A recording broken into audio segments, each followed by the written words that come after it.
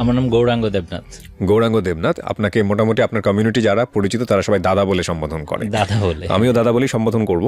বয়সটা একটু বলতে হবে। আমি নাও ইজ 42 রানিং। আচ্ছা, 42 বছর। জন্ম জেলা কোথায়?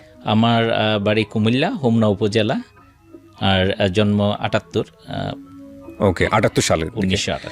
সো আমরা শুরু করি। আমরা সাধারণত ছোটবেলা থেকেই শুরু করি, আপনার যেভাবে বলতে ইচ্ছা করে। আমার বাড়ি মানে মূলত কুমিল্লা ডিস্ট্রিক্টের হোমনা উপজেলায় আমার বাড়ি। প্রথম আমি ছিলাম ওইখানে শ্রীনগর একটা গ্রামের নাম মিঠাইভাঙ্গা, ওই গ্রামে আমরা ছিলাম। বাট আমি জন্মের পরে আমি যখন বুঝি বা আমার যখন স্ট্রাগলিং লাইফ হয়, তখন আমার মা বলেছে যে আমি আমার ভাই বোনদের মধ্যে 6ষ্ঠ নাম্বার। যদিও এখন আমরা 3 ভাই 3 বোন আছি, বাট আমার একটা বোন ইমিডিয়েট আমার বড় বোন মারা গিয়েছে, আর মানে ওই অর্থে আমরা 4 বোন 3 ভাই। ওই হিসাবে আমি 6ষ্ঠ, আমার ছোট একটা ভাই আছে। আচ্ছা, তার কথা অনেক কিছু বলবো। আমি আজকে যে জায়গায় এসেছি অ্যাকচুয়ালি তার অবদানই হয়তো অনেক বেশি, আমার চেয়েও বেশি, আমার ছোট ভাই। সো আমরা মূলত 4 বোন 3 ভাই, এর মধ্যে 1 বোন মারা গিয়েছে, 3 ভাই 3 বোন। তো আমি 4 বোনের পরে আমার জন্ম। ওই অর্থে আমার বাবা খুব হ্যাপি ছিলেন, এটা আমার মা বলতো। যখন আমি খুব কষ্ট করি ফ্যামিলিতে, তখন বলতো যে তুমি জন্মের পরে তোমার বাবা অনেক খুশি ছিল। এবং আমি শুনেছি এবং আমি দেখেছি যে আমার বাবা অনেক বড় ব্যবসায়ী ছিল। এটা আমার জন্ম আমি যখন বুঝি, আর মানে আমি যদি 5 বছরও বাদ দিয়ে 42 থেকে 37 বছর আগের ঘটনা বা 36 বছর আগের ঘটনা, আমার বাবার 30 থেকে 40 জন কর্মচারী ছিল, যারা আমাদের বাসায় সবসময় খাওয়া দাওয়া করতো দুপুরে রাত্রে। আমি তাদেরকে কাকু বলে ডাকতাম। এর মানে এত বড় ব্যবসা ছিল, লুঙ্গির ব্যবসা মূলত, আমরা যে লুঙ্গি পরি লুঙ্গির। তো আমার বাবা তখন আমরা খুব সচ্ছল ছিলাম, অনেক সচ্ছল ছিলাম। আমার এখনো মনে আছে কিন্ডার গার্ডেনের তখন হয়তো সবেমাত্র বিকাশ শুরু হচ্ছে বাংলাদেশে, এর মানে আজ থেকে 36-37 বছর আগের ঘটনা। তো তখন আমরা একটা কিন্ডার গার্ডেনে আমি আমার ছোটো ভাই পড়তাম। আমার ছোটো ভাই একবারই আমার থেকে 1 বছর 3 মাসের ছোট। আমরা 2 ভাই স্কুলে যেতাম একটা কিন্ডার গার্ডেন, নাম দিশারি শিশুবাগ। ওইখান থেকে এসে 1 ঘন্টা রেস্ট করতে পারতাম। রেস্ট মানে কি, গ্রামের ছেলে ছিলাম, একবারেই দুরন্ত, হেন কোনো কাজ নাই আমার জীবনে আমি করি নাই। আমি সবসময় আমার বন্ধুদের বলি যে এই পৃথিবীতে 2টা কাজ আমি করিনি, একটা হলো দর্শন, একটা খুন। এছাড়া আমি সব করেছি, চুরি থেকে শুরু করে আমপাড়া জামপাড়া, হেন কোনো কাজ নাই আমি করিনি। সো আমরা 2 ভাই মারামারি করতাম, ঝগড়া বিবাদ সব কিছু করে আবার প্রাইমারি স্কুলে যেতাম। এই প্রাইমারি স্কুলের নাম শ্রীনগর প্রাথমিক বিদ্যালয়। আমার বাড়ি থেকে একবারই কাছে, 10 to 15 seconds অ্যাওয়ে ডিস্টেন্স। ওইখানে যেতাম, এরপরে আসতাম। তো কোনো এক সময় আমার মামার বাড়ি আমাদের গ্রামের বাড়ি থেকে 1 থেকে 1.5 কিলোমিটার দূরে। আচ্ছা, তো ওই মামা আবার, আমি নিজে এখন আবার একটা রিলিজিয়াস লাইফ লিড করি, আমি ফুল ভেজিটেরিয়ান। তো আমার মামা তখন থেকে আরও 40-45 বছর আগে, তো আমার মা খুব মোটিভেটেড ছিল আমার মামা দ্বারা। তা আমার মামা এই সংসার ত্যাগ করে চলে যাবে। আর মানে মানুষের সাথে আমাদের হিন্দু ধর্মে যেটা আছে যে সন্ন্যাস ধর্ম গ্রহণ করবে, আমার মামা চলে যাবে। তো আমার মাকে মোটিভেট করে যে তুমি আমার বাড়িতে চলে এসো, আমি তো চলে যাবো, আমার বাড়িতে কে থাকবে, আমি কাকে দিয়ে যাব, তোমরা 2 বোনকে আমার যত সম্পত্তি দিয়ে যাবো। আমার মামাও অনেক পয়সাওয়ালা ছিল। তো আমার মা পরে বলতো যে আমার ভাই হয়তো বুঝতে পেরেছিল যে আমার স্বামী বেঁচে থাকবে না, স্বামী বেঁচে না থাকলে হয়তো তোমার কাকারা কি করবে তোমাদের সাথে, এই চিন্তা ভাবনা করে আমাকে এনে এখানে রেখে গেছেন।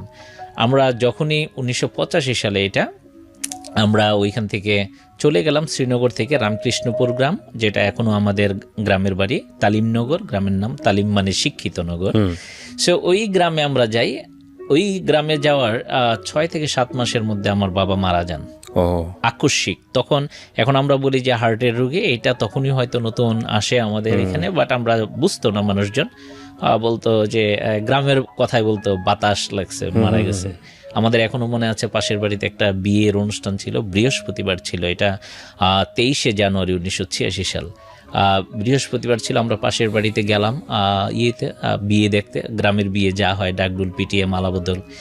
আমার মেজ দিদিরই এক বান্ধবীর বিয়ে গেলাম, বাবাই নিয়ে দিয়ে এসছে। এরপরে বাবা কতক্ষণ পরে আমার মা চিৎকার করতেছে কি বাবা মারা গেল। পরের দিন শুক্রবার ছিল, বাট রিয়েলাইজ করতে পারতাম না যে একজন মানুষ মারা গেলে কি হয়। বা দেখেছি বাবা রাত্রে বাজার থেকে আসছে, আমাদেরকে নিয়ে আসছে। বয়স তখন কত? আমার বয়স কত হবে তখন, 6-7 বা ম্যাক্সিমাম 7.5। আচ্ছা। তো আমরা আসছি পরের দিন 7.5 বা 8ও হইতে পারে, 7.5ই হবে, 7.5। তা আসছি, পরের দিন দেখি সবাই কান্নাকাটি করছে, এই করছে এই করছে, সকালে খাবার দিচ্ছে না। আমাদের হিন্দুদের আবার কিছু রিলিজিয়াস ভ্যালুজ আছে যে মাছ আরে ভাত এগুলি তরকারি এগুলি খেতে পারে না, ফলমূল খেয়ে থাকতে হয়। আর ছেলেরা সাধারণত, মেয়েরা না। কেউ খাবার দিচ্ছে না, চিৎকার করছে আমরা দুই ভাই যে আমাদেরকে কেন খাবার দিচ্ছে না। আগেই বলছি যে আমার সব বোনেরা বড়, এরপরে সবচেয়ে বড় বড় বোন, তারপরে এক ভাই। তো এরপরে খাবার দিচ্ছে না, বলছে যে না, বাবা মারা গেলে খাওয়া যায় না। শুনে বুঝলাম যে হ্যাঁ, তাহলে কিছু একটা নতুন ঘটেছে আমাদের ফ্যামিলিতে। তো এরপরে দুরন্তপূর্ণ ছিলাম, ওই যে মানুষ খেলতে আসতো, দেখতাম খেলতে যেতে দেয় না। গলায় একটা ধরা বলে আমাদের হিন্দুদের ভাষায়, একটা সুতা একটা লোহার সাথে বেঁধে দিল, যে আর হাতে একটা কুশাসন, যে 11 দিন কোথাও যাওয়া যাবে না ঘর থেকে। দেখি বন্ধুরা খেলতে আসে, আমরা যেতে পারি না, খাবার দিচ্ছে না, ফলমূল দিচ্ছে। তো এইভাবে অনেকটা সময় কেটে গেল, 2, 3, 4 বছর। But then we been face the actual trouble, what is the money trouble is called. তা আমাদের তখন মানে আমরা 3 বেলা খেতে পারি না, মানে ফ্র্যাঙ্কলি আই এম স্পিকিং, আমরা 3 বেলা খেতে পারি না। আমার বড় ভাই তখন সবে মাত্র 86 সালে মেট্রিক পরীক্ষা দেয়। আমার বড় ভাই তখনকার সময়ে 86 সালে তখন কিন্তু হাতে গোনা হয়তো 10,000 ফার্স্ট ডিভিশন সারা বাংলাদেশে পেত। আমার ভাই he is one of them, first division ছিল তার, মানে এসএসসিতে সায়েন্সের স্টুডেন্ট ছিল। 16 বছরের একটা ছেলে তখন আমাদের সংসারে হাল ধরে। ভাই সায়েন্সে পড়াশোনা করতো, কোম্পানিগঞ্জে একটা কলেজ ছিল, ওইখান থেকে বাবা মারা যাওয়ার পরে ভাই শুনে ওইখান থেকে সকালে আসছে। আসার পরে ভাই আর ওই কলেজে যায় নাই, উনি তখন আমাদের সংসারে হাল ধরে। ওই বিজনেস তো তখন ওনার মতো মানুষ চালানোর কথা না, 16 বছরের মানুষ, লুঙ্গির বিজনেস, এত বড় বিজনেস, 30 জন কর্মচারী ছিল তখন। তো কর্মচারীরা যা হয় আর কি নর্মালি, আমি তাদেরকে দোষ দিচ্ছি না, হয়তো আমার ভাই ঠিকভাবে মেনটেন করতে পারে নাই, বা তারা হয়তো অসৎ কেউ কেউ ছিল, বা অসৎ বলবো না, হয়তো বা খারাপ প্রকৃতি তো ছিলই, আমার ভাই বুঝতো না। বাট টাকা পয়সা সব কিছু শেষ হয়ে গেল কোনো এক সময়। তো আমাদের অবস্থাটা আরও করুণ। আমার এখনও মনে আছে, আমরা দুই ভাই অনেক স্ট্রাগল করেছি, অনেক স্ট্রাগল। সকালবেলা দুধ নিয়ে বাজারে যেতাম, বাজার থেকে 1 লিটার 2 লিটার দুধ বিক্রি করে টাকা আনলে ওইটা দিয়ে বাজার করা হতো। মানে আমরা কিন্তু ওই জায়গায় ছিলাম। 37 বছর আগে 1 টাকার অনেক ভ্যালু ছিল। আমি 25 পয়সা নিয়ে স্কুলে গেলে আমার পিছনে 4 জন বন্ধুরা আমার পিছনে গুড়গুড় করতো, কারণ 25 পয়সায় আমি 4টা আইসক্রিম পেতাম। আমার বাবা 1 টাকা দিত প্রত্যেক দিন, আমার 75 পয়সা সেভিংস হইতো ওই জায়গায়। আর তখন ওই যে দুধের কথা বললাম, 1 লিটার দুধের দাম মাত্র 3 টাকা থেকে 3.5 টাকা ছিল। আমার বাবা মারা যাওয়ার পরে ওই আমাদের 2টা গরু, ওই গরুর দুধের উপর আমরা নির্ভরশীল। আমার ভাই তো বিজনেস ফেল করলো, মানে উনি যথেষ্ট কষ্ট করেছে আমার বড় ভাই আমাদের ফ্যামিলির জন্য, ইটস আনবিলিভেবল।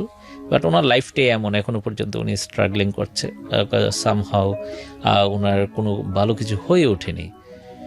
সো তখন এইগুলি করতে করতে করতে করতে আমি 5 পর্যন্ত পাশ করে ফেললাম। আমার রোল নাম্বার 1, 2, 3 থাকতো, 1 কদাচিৎ থাকতো, হতে পারতাম না। কিন্ডারগার্টেনে হইতাম, প্রাইমারিতে পারতাম না। তো একটা কষ্ট যে ফার্স্ট হতে পারি না, সেকেন্ড থার্ড হই, প্রাইমারিতে বেতন লাগে না। তখন আমাদের জীবনধারণটা এভাবে বদলে গেল যে আমরা মোটামুটি রাজার ছেলে ছিলাম, এখন ফকিরের ছেলে হয়ে গেলাম। দুধ বিক্রি করে টাকা নিয়ে এসি, ওইটা দিয়ে মা সংসার চালায়। মা অনেক কষ্ট করেছে, আমার মা যা করেছে আমি এখনো পর্যন্ত দেখি না, যে আমি বড় হওয়া পর্যন্ত এখনো দেখি নাই আমার মা সচরাচর মিথ্যা কথা বলে। এইটা সবচেয়ে বড় গুণ, এবং ওইটা হয়তো আমরা একটু রপ্ত করতে পেরেছি। আমি সবসময় বলি যে আমি কারোর ক্ষতি করি না, উপকার করতে না পারলো, এই জায়গাটা আমার আছে। কেউ বলতে পারবে না যে আমি কারোর ক্ষতি করেছি। সো মা এটা করে, দুধ দোয়াই দেয়, আমরা বাজারে গিয়ে বিক্রি করে নিয়ে আসি, মা বাজার সদাই করে, মাই বাড়ি থেকে একটু একটু করে আমরা যাই। এবং ওই জ্বালানি হিসাবে গোবর যেটা গরুর, ওইটা শুকায় আমাদের জ্বালানি, এভাবেই চলে। এবং কোনো এক সময় যখন আমরা 6-এ পড়ি, আমি 6-এ পড়ি, আমার ছোটো ভাই 5-এ পড়ে, দেন আমি 7-এ পড়ি, 88 বন্যার সময় 6-এ পড়ি আমি, আমার ভাই 5-এ পড়ে, এরপরে আমি 7-এ পড়ি, 5-এ না 4-এ পড়ে। তখন আমরা আরও বেশি কষ্টের মধ্যে পড়ে যাই। বন্যা হয়, আমাদের যা একটু জমি জমা ছিল, ধান পাতি কিছুই হয় না। তখন মানে আমরা আর কুলাতে পারছিলাম না, আমরা 3 বেলা ভালো খেতে পারতাম না। আমার এখনও মনে আছে, একটা ডিম আনলে তখনও আমাদের বাড়িতে একটা কর্মচারী ছিল, উনি আমার ভাইয়ের সাথে ব্যবসাটা তারপরও ধরে রাখার চেষ্টা করতো। মানে লাভ হইতো না, যা একটু হয়তো সপ্তাহে 100-200 টাকা লাভ হইতো, 400 টাকা লাভ হইতো। ওই দাদা আর ওই কর্মচারী কালিদাস ছিল ওনার নাম, তাদেরকে একটা ডিমের অর্ধেক দিত, আর আমাদের ছোট 2 ভাইকে একটা ডিমের 4 ভাগের 1 ভাগ দিত। তো আমরা সবসময় ওই ডিমটার দিকে তাকায় থাকতাম যে কবে আমাদেরকে অর্ধেকটা ডিম দিবে, অর্ধেকটা ডিম যদি পাওয়া যেত। তো 6এও পড়ে ফেললাম, 7-এ পড়ে ফেললাম, 8-এ যখন উঠছি তখন আমাদের পড়াশোনাটা বন্ধ হয়ে যাবে আমার। বাট আমার খুব ইচ্ছে যে আমি পড়াশোনা করব। ফ্যামিলি চলে না তখন, পড়াশোনা তো অনেক দূরের নক্ষত্র। সো তখন 8-এ পড়ি। এর আগে আমি যখন ক্লাস 4-এ পড়ি তখন ওই স্কুলে যাইটাই কাজকর্ম করি, আমি একটা টিউশনি করাও শুরু করি। আমার প্রথম স্টুডেন্ট ছিল নাম জন্টু, ও ক্লাস 2-তে পড়তো। আমার প্রথম টিউশনির টাকা 1 টাকা 10 পয়সা, আমি যখন ক্লাস 4-এ পড়ি। 1 টাকা 10 1 টাকা 10 পয়সা, হিউজ টাকা তখন। 1 টাকা 10 পয়সা, 5 পয়সা দিয়ে একটা আইসক্রিম পাওয়া যায়। তো 25টা আইসক্রিম, 22টা আইসক্রিমের দাম। তো এর চেয়ে বড় কথা যে আমি সেভিংস করতে পারি, যে আমার দুর্গাপূজার সময় আমি খরচ করতে পারবো, পয়লা বৈশাখে খরচ করতে পারবো, 1 টাকা 10 পয়সা পাই। তো আমি যখন ক্লাস 6-এ পড়ি তখন অনেকগুলি স্টুডেন্টই পড়াই, জন্টু, রাজু, সাজু, শিল্পী, শিউলি, এরা 2 বোন ছিল। আমার অনেক টাকা ইনকাম, 6 টাকা 7 টাকা ইনকাম মাসে। সো অনেক টাকা সেভ হয়, 3-4 টাকা সেভ করতে পারি মাসে, বাকিটা খরচ করি, নিজের মতো চলি। তো 8-এ ওঠার পরে না আর স্কুলে দেওয়া যাবে না, কিছু একটা কাজ করতে হবে। তো মার মামাতো ভাই আছেন, উনি এখন চিটাগংয়ে থাকেন, দিবাস। উনি তখন কক্সবাজারে থাকতেন। 1991 সালের ঘটনা এটা, তখন আমি মাত্র ক্লাস 8-এ উঠলাম। তো মার মামাতো ভাই আমাকে মাকে অফার করলো যে আমার মাকে উনি খুব আদর করতেন, বলতো যে তোমার এই ছেলেটাকে আমার কাছে দিয়ে দাও, ও আমার বাসায় থেকে পড়াশোনা করুক। তো এটার পিছনে আবার একটা গল্প আছে। ওনার মা, মানে আমার দিদিমা, আমার মার মাসি, আমার মা একবারেই দুঃখী। মার 3 মাস বয়সে মার মা মারা যায়, মার 2 বছর বয়সে মার বাবা মারা যায়। আর মার বয়স যখন 36 তখন আমার বাবা মারা যায়। আমার মা সবসময় বলে এর চেয়ে দুঃখী মানুষ আমার মা পৃথিবীতে কাউকে দেখে নাই। 36 বছরে মা, বাবা, স্বামী, সংসার সব শেষ। তো তখন আমার বাবা যখন ছিল তখন ওই দিবাস মামার মাকে আমার বাবা অনেক আদর করতো, অনেক রেসপেক্ট করতো। বলতো যে মাসি, আমার মার যেহেতু মাসি, বাবাও বলতো মাসি আপনার সারা জীবন আমার সাথে থাকবেন। তখন ওই দিবাস মামা, ওনার মামা বাই ছিল নিরঞ্জন মামা, তাদের অবস্থাটা ভালো ছিল না, আমার বাবা ওনাকে রাখতেন। তা আমার মামা মাকে বলল যে দেখো পরিস্থিতি কাকে কোথায় নিয়ে আসে, এখন তোমার ছেলে কষ্ট পায় না, আমার কাছে দিয়ে দাও, আমার কাছে ও ভালো থাকবে। মামা তখন একটা ভালো চাকরি করে কক্সবাজারে, মিনার এজেন্সি, একটা ফিশিং কোম্পানি, ওই কোম্পানিতে চাকরি করে। আসলে মানুষের জীবন থেমে থাকে না বা চেঞ্জ হয় মুড়ে মুড়ে। তো আমি 1991 সালের 4 এপ্রিল আমি যাই। সম্ভবত দিনটা বুধবার ছিল। মঙ্গলবারে 3 তারিখে আমাদের এলাকার সবচেয়ে বড় বাজারটা আয়তন প্রায় 2 কিলোমিটার, এক মাথা থেকে আরেক মাথা।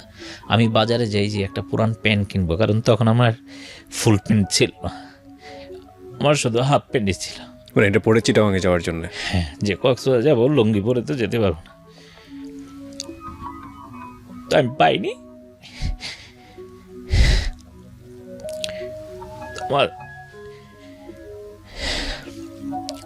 আমাদের পাশের বাড়ির রিপন নামে একটা ছেলে ছিল, ওর একটা পুরান প্যান্ট ছিল, ওইটা 10 টাকা দিয়ে আমি কিনেছি, আমার ওই জমানো টাকা দিয়ে।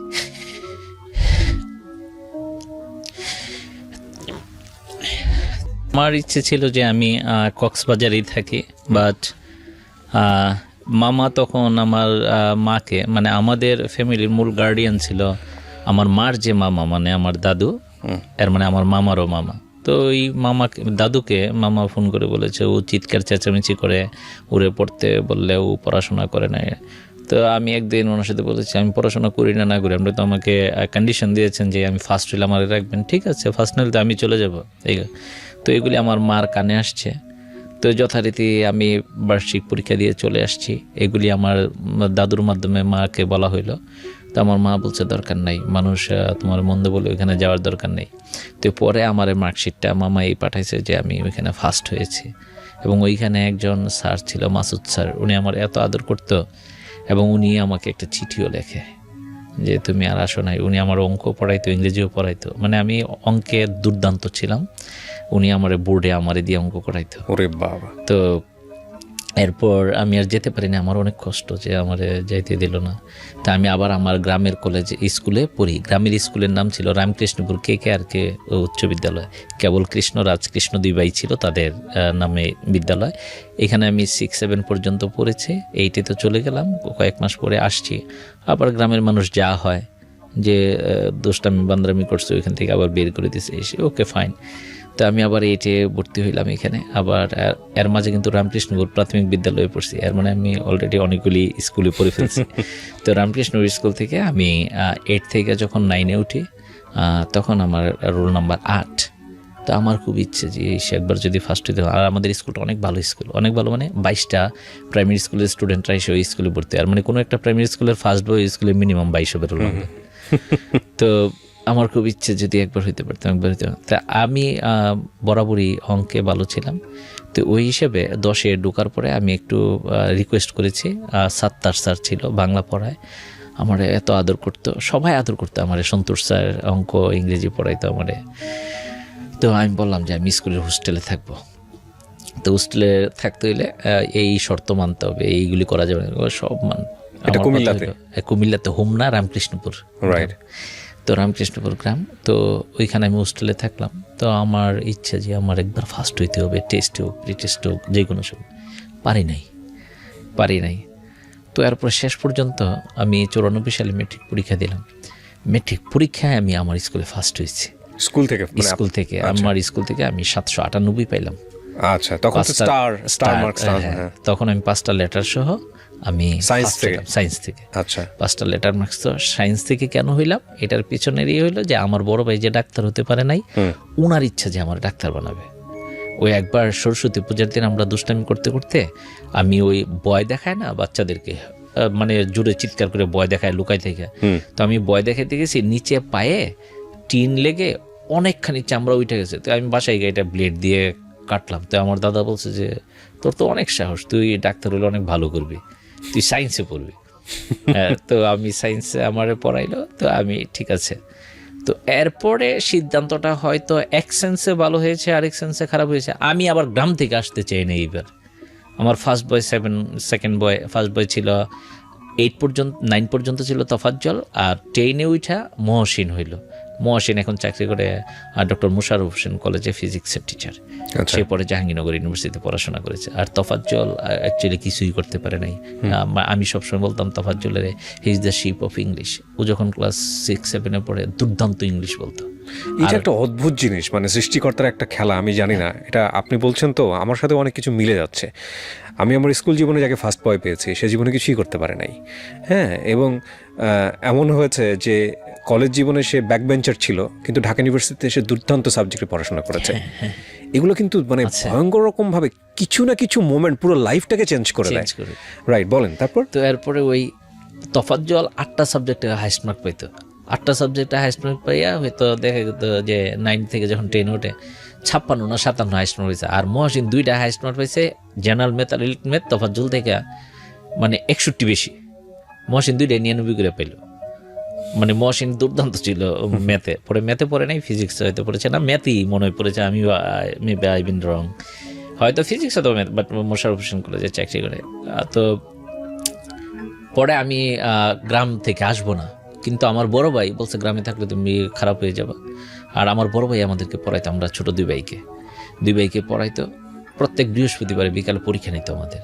তো পরীক্ষা নিত কি, বলতাম যে আমরা কি পড়বো, কিসের। তো বলতো যে বইয়ের এই 10 পৃষ্ঠা থেকে 20 পৃষ্ঠা বা 20 থেকে 30 পৃষ্ঠা কালো লেখা যেগুলি, এগুলি সিলেবাস। তো বইয়ের মধ্যে সবই তো কালো লেখা, এর মানে কোনো ধরাবাধা কোনো প্রশ্ন নাই, সব পড়তে হবে। তো এরপর আমার লেখা তখন একবারে বিশ্রী ছিল, আমি পড়তে পারতাম না। তো শুক্রবারে সকালে আবার খাতা দেখবে, তো আমার বলতো রিডিং পড়ো, রিডিং পড়লে নাম্বার দিব, কিন্তু আমি রিডিং পড়তে পারতাম না। আচ্ছা, মানে এমন ছিল, আমার লেখা এত খারাপ ছিল। এটা কিন্তু 4, 5, 6-এর গল্প বলছি। তো আমি যখন ক্লাস 8-এ পড়ি, চিটং কক্সবাজার যখন ছিলাম, ওইখানে এক ভাইয়া ছিল আনিস ভাই চিটং মেডিকেলে পড়তো। তো একবার গেল বাড়িতে, যে বাড়িতে ভাড়া থাকতাম, বলছি এইগুলি কী লেখো, কাওয়ার সব এগুলি কিছু হইলো, লেখা সুন্দর করো। আমি বলছি কীভাবে সুন্দর করবো, এত বছর চেষ্টা করে পারি না। বলছে আজকে যাবা, স্কুল থেকে আসার সময় সবগুলি সাইনবোর্ড দেখে আসবা, আইসা চোখ বন্ধ করে 5 মিনিট চিন্তা করবা কোন জায়গায় কোন সাইনবোর্ড ছিল, এরপরে ওই অক্ষরগুলির মতো লেখার চেষ্টা করবা। And believe it, I have change my hand writing within 7 days। এখন আমার লেখা অনেক সুন্দর, আমারটা নিজেরটাই নিজে বলছি, অনেক সুন্দর। ঠিক আছে। তো এরপরে আমার দাদা এগুলি আমাদেরকে পড়াইতো, পরীক্ষা নিত, সব কিছু করতো।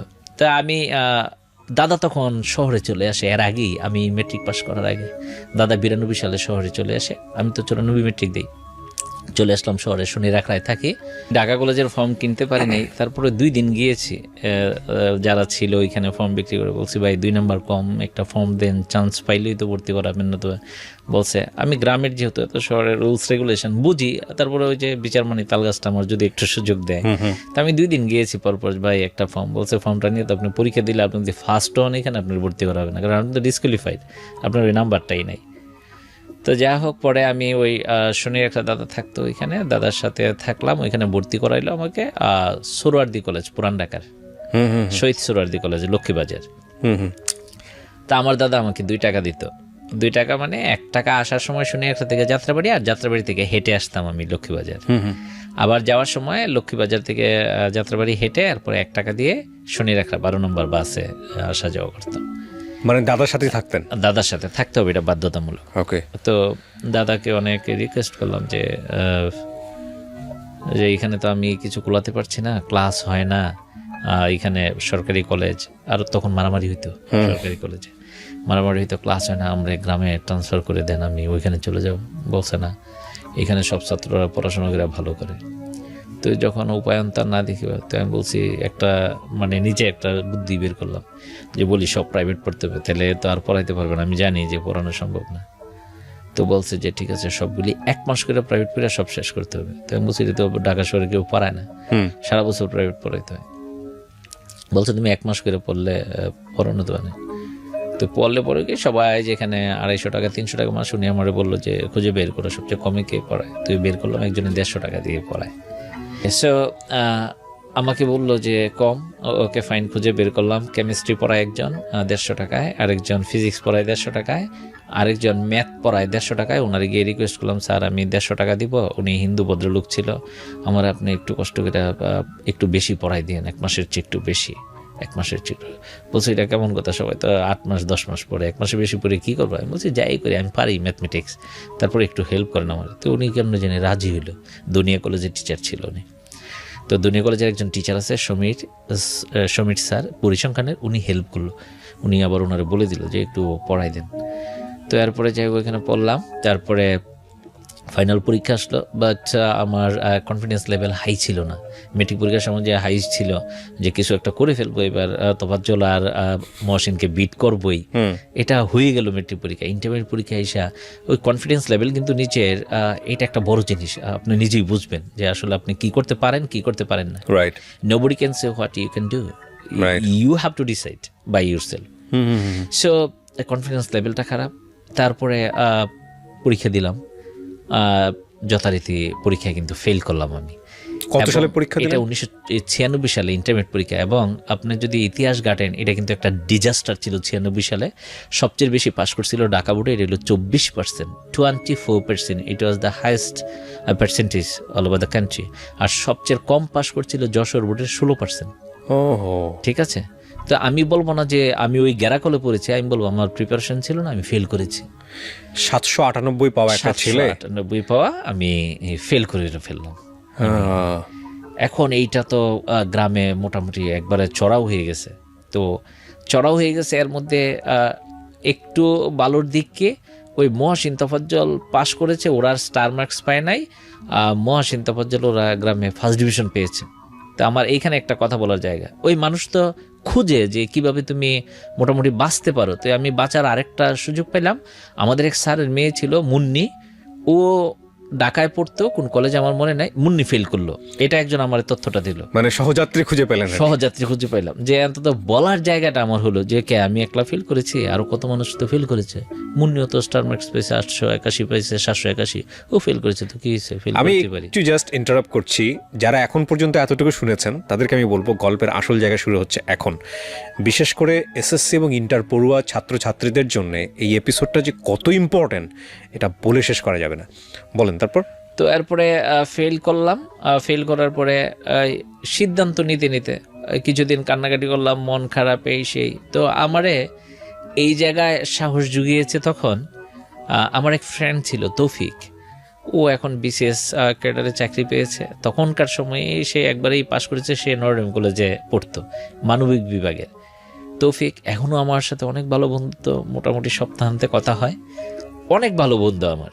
তো বলছে এটা কোনো ব্যাপার না, কত দল মানে গোল খায়, পরে আবার গোল দিয়ে ফার্স্ট হয়ে যায়, চ্যাম্পিয়ন হয়ে যায়, তুই পারবি, চেষ্টা কর। তো দ্বিতীয়বার পরীক্ষা দেওয়ার সাহস তৈরি করলাম যে পরীক্ষাটা দেই, কিন্তু মাথা থেকে এটা যায় না। মজার বিষয় কি জানেন আমি কিসে ফেল করেছি? আমি ম্যাথে ফেল করেছি, ম্যাথমেটিক্সে। যে ম্যাথে আপনি এত ভালো। ম্যাথমেটিক্স বই নিয়ে এইভাবে পড়ে রইলাম যে ম্যাথে আমি ফেল করলাম। নাম্বার তো তখন দেখা যেত কিসে ফেল করে। এবার দ্বিতীয়বার পরীক্ষা দিলাম 1997 সালে।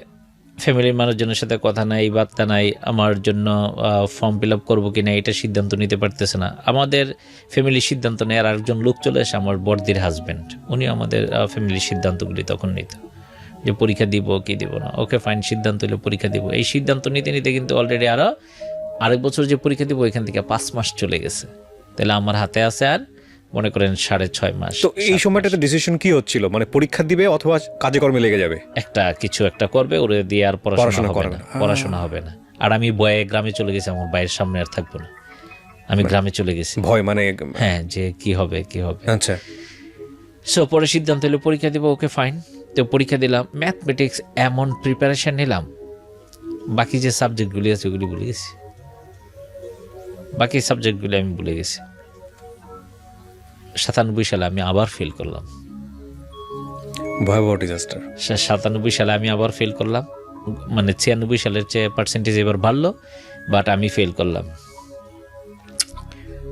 আমি সোহরাওয়ার্দী কলেজ থেকে আমি হেঁটেই গেছি, আমার মনে আছে এখনো, 6টার দিকে আমি রেজাল্টটা পাইলাম, আমি 9:30 দিকে শনি রাখতে গেছি। আমি হাঁটতে পারতেছিলাম না, যে আমার রোল নাম্বারটা ওইখানে নাই। এখনকার মতো তো আর তখন রেজাল্ট চেক করা যায়, মানে জাস্ট যদি এটা ফিল করি, আমি এসএসসি ইন্টার দুটোতে স্টার পাওয়া, মানে আমি যদি আপনার জায়গায় চিন্তা করি, মানে জাস্ট জীবনে সেন্সলেস একবারও হই নাই, এটা ভয়ঙ্কর। তো আমি দোতলায় রেজাল্ট শিটটা দিছি, আমি দোতলা থেকে নামতে পারতেছিলাম না, যে আমি তো কারো কিছু বলতে পারবো না যে আমি ফেল করছি। তো ওই সময় আমার মেজ দিদি ঢাকায় থাকে, দুনিয়া। আমরা ছোট যে 2 ভাই, আমার নাম গৌরাঙ্গ, আমার ছোট ভাইয়ের নাম নিতে। আমার ওই ছোট ভাইকে আমার শেষ দিদি খুব পছন্দ করতো, শিপ্রা দিদি। আর আমার মেজ দিদি আমারে পছন্দ করতো। কোনো কিছু ভালো খাবার হইলে আমার মেজ দিদি আমার জন্য একটু রাখতো, আমার শেষ দিদি আমার ছোট ভাইয়ের জন্য রাখতো। তো আমি তো বাইরের সামনে যেতে পারবো না, আমি আমার বোনের বাসায় চলে গেছি বয়ে, যে কি কর। তো পরের দিন গ্রামে চলে গেছি। তো এখন তো আত্মীয় স্বজন, যে মানে গ্রামে গেছি, মানুষ দেখে আমার হাসে যে ও এমন ছিল, ঢাকা গিয়ে এমন হয়েছে। গ্রামের মানুষ যা হয় আর কি, টিপিক্যাল গ্রামের মানুষ। তো আমি বাড়ি থেকে বের হইতে পারি না, তো কি করব, কোনো তো সিদ্ধান্ত নিতে পারি না। তারপর আমার এখনো মনে আছে, আমাদের গ্রামে একজন দাদা ছিল, অশোকদা, মানে আমরা অশোক বলতাম, ওনার নাম একাডেমিক নাম হলো অসিত রায়। উনি এখন আমেরিকায় থাকেন। উনি আমাদের চেয়ে অনেক সিনিয়র। আমি যখন 5-এ পড়ি তখন উনি, না 6-এ পড়ি তখন উনি মেট্রিক পরীক্ষা দিবেন, কিন্তু আমাদের সাথে খেলাধুলা করতো। ওই যে বললাম গ্রামে চুরি, আম চুরি, জাম চুরি, আমাদের একটা গ্রুপ ছিল 16 জনের, যার বাড়িতে যা হবে আমাদেরকে দিয়ে খেতে হবে, নতুবা কেউ খেতে পারবে না। আমরা কাঁচাগুলি বেড়ে ফেলে দিতাম যে আমাদেরকে না দিলে। তো অশোক দা একদিন আমার ডাকলো যে গৌরাঙ্গ, আমি শুনছি উনি গ্রামে তখন ঢাকা ইউনিভার্সিটিতে পড়ে, পলিটিক্যাল সায়েন্সে। তো উনি বলছে কারোর কিছু বলার দেখো নাই, তুমি না আবার চেষ্টা করো, তুমি পারবা, দেখবা। আর এখানে যদি না হয় আমি বলছি যে হয়তো আমার বাড়ি থেকে বিদেশ পাঠাই দেবে বা কিছু। বলছে তুমি বিদেশ যাও, গিয়ে কোনো একটা জায়গায় ভর্তি হবা, দেখবা বিদেশে গেলেও তুমি ভালো রেজাল্ট করবা, আমার বিশ্বাস তুমি কোথাও পারবা। অথবা তুমি কম্পিউটার কোনো কিছুতে ভর্তি হয়ে একটা কোর্স করে আসবা, এই দেশে এসে ভালো চাকরি পাবো। আমার এখনও মনে আছে বিকালে বসে উনি আমার এগুলি বলছে। তখন তো আমি কই পড়বো, কী করব। আর তখন একটা সিস্টেম ছিল যে পরপর 3 বার ফেল করার আগে কলেজ থেকে মার্কশিট উঠে দিয়ে দিত না, 3 বার ফেল করতে হইতো। মানে ওই কলেজ থেকে অন্য কলেজে যেতে পারবেন অন্য না। কলেজে যাওয়া যাবে না, মার্কশিট জমা দিয়ে তো তখন ভর্তি হইতে হইতো, মার্কশিট সার্টিফিকেট জমা দিয়ে, মেট্রিকের মার্কশিট। তো আমি ঢাকায় আসছি ওনার কথাটা শুনে যে আমি কি করব। তো তখন আমার যে বন্ধু ওই যে তৌফিক আমার বলছে তুই এখনো শেষ হয়ে যাস। তৌফিক আমারে তখন বলল যে গৌরাঙ্গ, তোর অবস্থাটা এখন নদীতে একটা মনে কর খড়কুটা পড়ছে, ওই খড়কুটাটা ঢেউয়ে শুধু বাসতেছে। এটা 1 সপ্তাহ পরে এটার মধ্যে একটু শ্যাওলা জন্মাবে, তারপরে এই শ্যাওলাটা আর একটু বড় হবে, তারপরে এটার সাথে একটা কচুরিপানা আটকে যাবে, এরপরে এই কচুরিপানা অনেক বাচ্চা দিবে, অনেক বেশি কচুরিপানা হবে, তারপরে এটা বিরাট প্রবল আকার ধারণ করবে। তখন ওই ঢেউ আর স্রোত আইসা ওইখান থেকে আটকায় আবার বিপরীত দিকে চলে যাবে। তুই এখন ওই খড়কুটার মতো বাসতেছিস, তোর জীবনে একটা সময় আসবে যারা এখন তোরে দেখে এইভাবে হাসাহাসি করে তারা তোর সামনে আসবে না, মাথা নত করে থাকবে। তোর জীবন হয়তো ওই সময়টার জন্য আল্লাহ হয়তো এই কাজটা করছে। আমার এখনও বিশ্বাস তুই জীবনে কিছু একটা করে ফেলবি। তো ওর সাথে আমি যাত্রাবাড়ি দেখা করি, ওর বোনের বাসায় ছিল, ও ওই দিন যাত্রাবাড়িতে ও হলে থাকতো 123 নম্বর রুমে। আচ্ছা, আর সেইয়া মানে বিজনেস ফ্যাকাল্টির একবারে সামনে, হতবম্ব হয়ে গেছি, মানে একবারে কমন হল যেটা সূর্য সেন হলের 123 নম্বর রুম, একবারে লিফটের পাশের রুমটা থাকতো। তো আর পরে আমি চিন্তা করলাম যে না, আমি যেভাবে পারি আবার নতুন করে আমি শুরু করব। আমি নিজের সিদ্ধান্ত নিলাম যে যা আছে কপালে আমি আবার প্রথম থেকে শুরু করব। তো 1997 সাল, এটা সম্ভবত 10ই আগস্ট রবিবার ছিল। আমি বোর্ডে আইসা একটা অ্যাপ্লিকেশান, আমার ওই সোহরাওয়ার্দী কলেজের একজন ভদ্রলোক আমার একটা বুদ্ধি দিল, দারোয়ান, বলছে আপনি এখান থেকে এটা পাবেন না, বোর্ডের প্রধান যে ওনার কাছ থেকে যদি আপনি সিগনেচার আনাইতে পারেন তাইলে এখান থেকে আমি এটা ওড়াই দেবো, আপনি কারোর ঘুষ টুস দিতে হবে না। এর মানে ঘুষের প্রচলনটা তখনও ছিল। বলছে এখানে ঘুষ দিতে হবে না আপনি। আমি ওনারে বলছিলাম, আমার কেউ বলছে টাকা পয়সা দিয়ে উঠাইতে পারেন, বলছে ঘুষ লাগবে না, কেউ দিবে না, আপনি ওইখান থেকে সাইন নিয়ে আসেন। সাইন আনলেও ঘুষ লাগবে, বলবে দেওয়া যায় না, এই না সেই না, কিন্তু আমি আপনারটা নিয়ে দিব। তা আমি রবিবারে গেলাম, প্রচণ্ড বৃষ্টি ছিল ওই দিন। আমি 8:45 দিকে গেছি, 9টায় খুলবে শিক্ষা বোর্ড। তো আমার অনেকজন কি ভাই কারে চান, আমি বলছি না এমনি আসছি, আমার একটু দরকার আছে। হাতে ওই কাগজটা, কোনো ফাইল টাইল নেই, শুধু কাগজটা মানে অ্যাপ্লিকেশনটা। তো দাঁড়াইছিলাম, খোঁজ নিলাম যে উনি মানে কর্তা ব্যক্তি। তো ওনার রুমের সামনে গেছি, বললাম যে স্যার এমন আমি গ্রামের ছেলে, আমি পরপর 2 বার ফেল করছি, কয়েকবার চেষ্টা করে একবার ফেল করো, এরপরে তো এমনি পেয়ে যাবা। তো উনি আমার প্রথমে এটা বললো, এটা 9:15 দিকের ঘটনা। তো আমি তো 9টার আগেই দাঁড়িয়েছি, তো উনি হয়তো 9:15 দিকে ঢুকেছে, আমি 9:30টায় পারমিশন পাইলাম ঢোকার। তো ওনারা আমি বললাম যে এমন আমি গ্রাম থেকে এসেছি, এখানে কোপ আপ করতে পারি না, আমরা যদি একটু হেল্প করেন, আমার মার্কশিটটা ওঠানোর অনুমতি দিলে আমি আবার গ্রামে চলে যাব। তো বলছে এইভাবে দেওয়ার তো নিয়ম নাই, 3 বার ফেল করতে হয়, তুমি আরেকবার কষ্ট করে পরীক্ষা তো যদি ফেল করো তাহলে তো এমনি পেয়ে যাবে, আর পাশ করলে তো করলাই। তাই আমি বলছি না, আমার মার্কশিটটা দেন, আমি গ্রামে চলে যাবো, এখানে আমার থাকার জায়গা নেই, কিছু নাই। বলছে না, দেওয়া যাবে না। তো এটা 9:30 দিকের ঘটনা। আমি বাইরে দাঁড়াইছিলাম, ওই দিন প্রচণ্ড বৃষ্টি হয় রবিবার।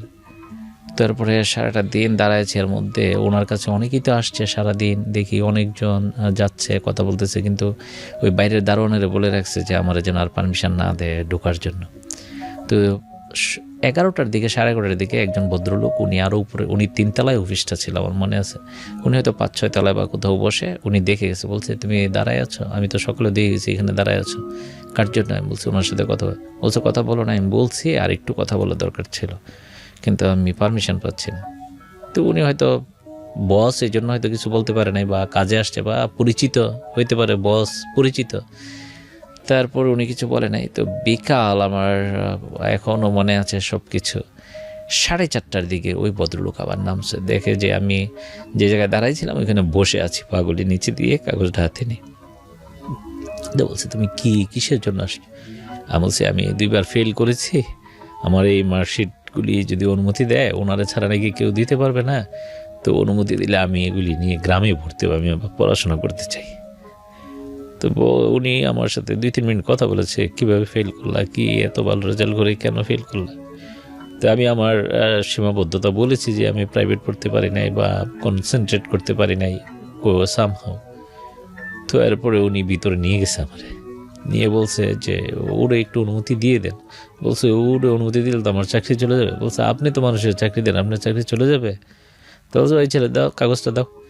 তো কাগজটা দিছে, দেওয়ার পর উনি সাইন করলো। আমি ওনারে প্রথমে সালাম করলাম, আর যে নিয়ে গেছে ওনারে সালাম করলাম। তো যে নিয়ে গেছে উনি আমার জড়াই ধরে বলছে যে তুমি দেখবা অনেক ভালো কিছু করবে।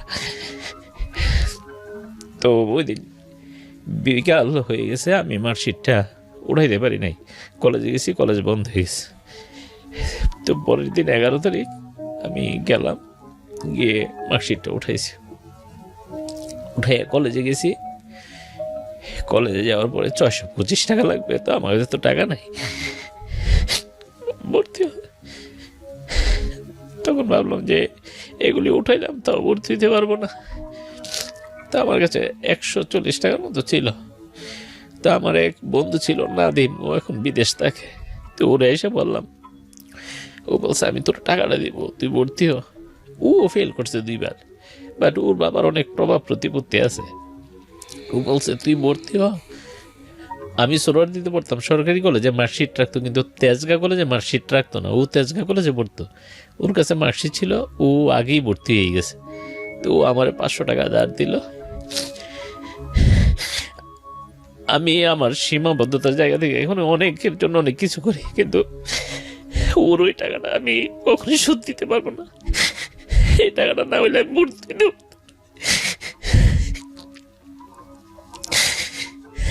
এই জন্যই আমরা বলি যে ওনার গল্পটা যতটুকু শুনেছি, যে এই জন্য বলা আছে, প্রতিটা ধর্মেই বলে যে উত্তম কথা হচ্ছে ইবাদত, সর্বোত্তম ইবাদত। ওই যে ওনাকে বারবার বলতেছে না যে শ্যাওলার যে উদাহরণটা দিল, এটা যে কত বড় মোটিভেশন উনি দিয়েছে। কারণ গল্পটা তো আপনারা জানেন না এরপরে কী করতে যাচ্ছে, আমি জানি কি ভয়ঙ্কর একটা ধাক্কা খাবেন আপনারা। এবং এই যে 500টা টাকা, এটা হয়তো ওনার জন্য কিছুই না, কিন্তু এটা ওনার জীবনটাকে কি করেছে সেটা আপনারা যদি শেষ পর্যন্ত শোনেন তাহলে বুঝতে পারবেন। জি, আমরা শুনি, তারপরে কি হলো?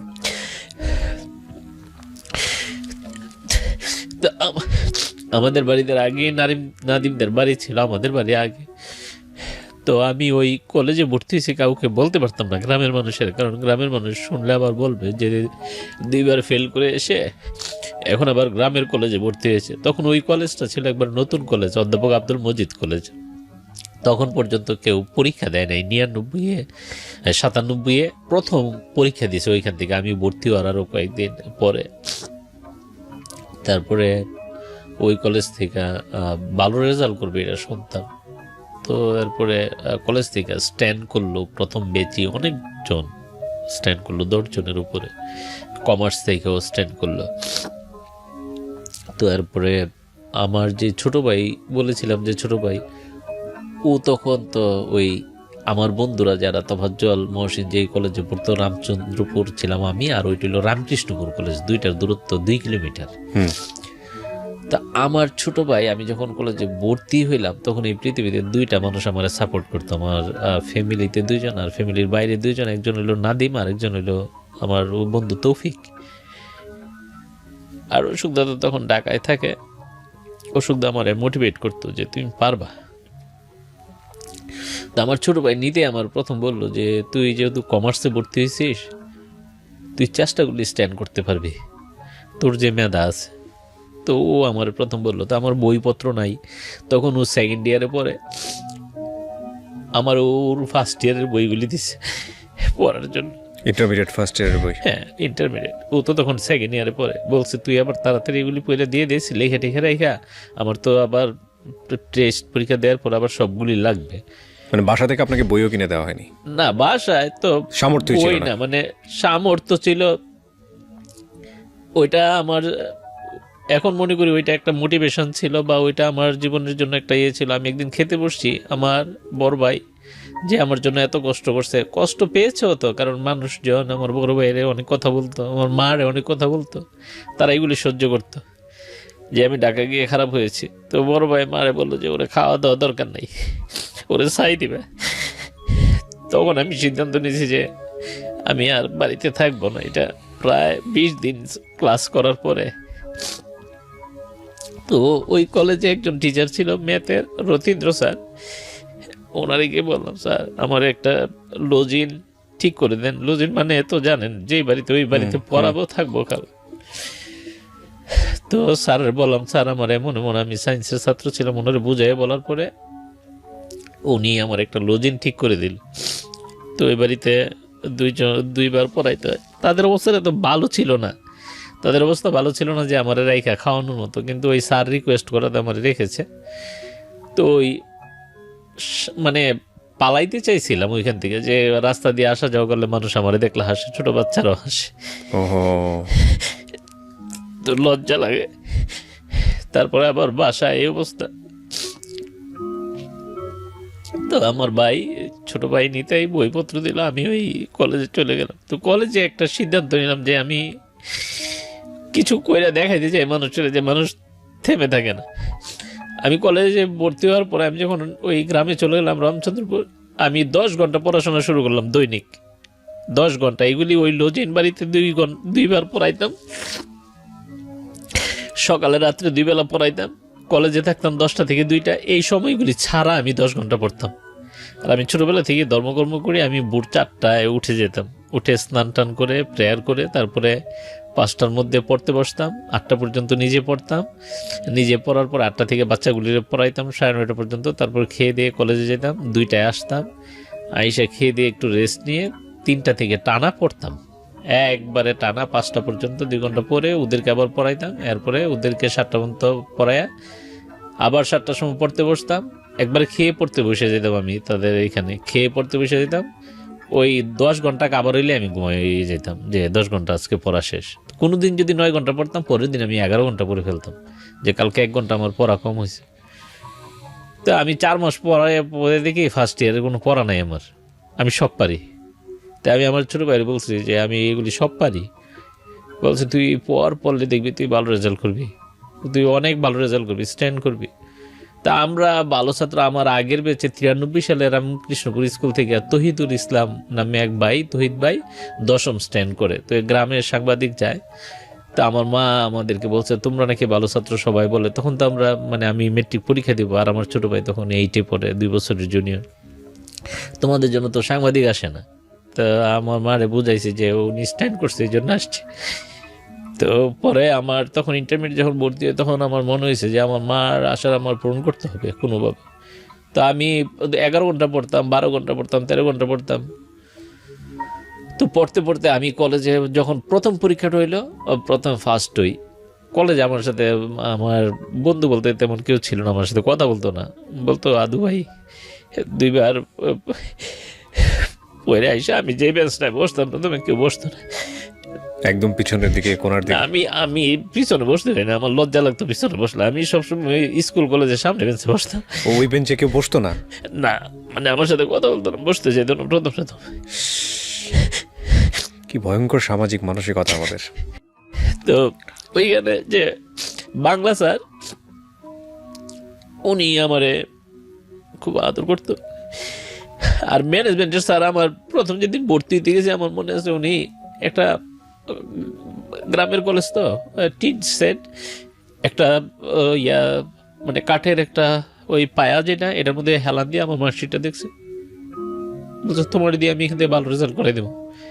আমার মনে আছে, স্যার আমার দোয়া করেন, আমার করতে হবে ভালো রেজাল্ট। আমি ওনারা সালাম করছি, বলছে তোমার বাড়ি কোথায়? বলছি মনে বলছে এত কাছে তোমার বাড়ি, একটা নদী আছে, নদীটা পার হইলে আমাদের 20 মিনিট লাগে হাইটা গেলে। তারপরে আস্তে আস্তে কয়েকটা বন্ধু হইলো। এর মধ্যে একটা মেয়ে বন্ধু ছিল নাসরিন, এখন তেজগাঁ কলেজে আছে, অ্যাসিস্ট্যান্ট প্রফেসর। ও আমার দাদা ডাকতো, বলতো দাদা আপনি ফার্স্ট সেকেন্ড থার্ড হয়ে যাবেন, আপনি পড়াশোনা করলে আপনি যা বুঝেন আপনার যেভাবে মানে মানে আমি নোট করে পড়তাম, আমার প্রত্যেকটা ক্লাসের মানে নোটের মানে যে নোট করতাম ডাইন কর্নারে লেখা থাকতো যে এই নোটটা আমি প্রথম কত তারিখে করছি, দ্বিতীয়বার রিভাইজ যখন নোট করতাম আগের ডেটটাও থাকতো, 2 নম্বর ডেটটা ব্র্যাকেটের সেকেন্ড লেখা থাকতো, ব্র্যাকেটের থার্ড। আমার এক একটা প্রশ্ন এমন 6, 7, 8 পর্যন্ত যাইতো, আর মানে এটার আমি 7বার 8বার মডিফাই করছি। তো ও আমারে তখন অভয় দিল যে আপনি ভালো কিছু করবেন, ভালো কিছু করবেন, সব সময় বলতো। তো কলেজে গেলে আমার জন্য উনি অনেক কিছু করেছে। আমার জন্য উনি প্রথমে, আমি ওই যে পড়ায় টড়ায় যাইতাম, আমার দেরি হইতো, তো উনি গিয়া প্রথমে ওনার একটা খাতা দিয়ে আমার জন্য জায়গা রাখতো। আমি বলতাম যে আমি পিছনে বসতে পারি না, লজ্জা লাগে, তো উনি আমার জন্য জায়গা রাখতো। আমি শুধু এতটুকুই বলতে পারি যে ফ্যামিলি মেম্বাররা যদি কেউ দেখে থাকেন তাহলে বলবো যে প্রত্যেকটা সন্তান যারা এসএসসি এবং ইন্টার পড়ুয়া আছে তাদের প্রত্যেককে এই গল্পটা আপনারা অন্তত 5বার দেখাবেন। এবং আমি বলি যে আমাদের যেরকম টেস্ট পেপার যেরকম গলার মালা হয় এসএসসি পরীক্ষার সময় বিভিন্ন স্কুলের প্রশ্নপত্র, কিংবা আমি জানি না এটা এখন হয় কিনা, ইন্টারে যেরকম মালা হয়, আমি মনে করি ওই মালার সাথে এই মালাটা থাকা উচিত। এই গল্পটা শেষ পর্যন্ত শোনেন। তো এরপরে ফার্স্ট ইয়ার থেকে সেকেন্ড ইয়ারে উঠবো আমি ফার্স্ট হইলাম কলেজে। আচ্ছা, কলেজে ফার্স্ট হইলাম, তখন আমার অনেক বন্ধু বান্ধব হয়ে গেছে, এর মধ্যে একটা না আমি বলি যে মফিজ ছিল, ও আমার কন্টেন্টেড ছিল কমার্সের।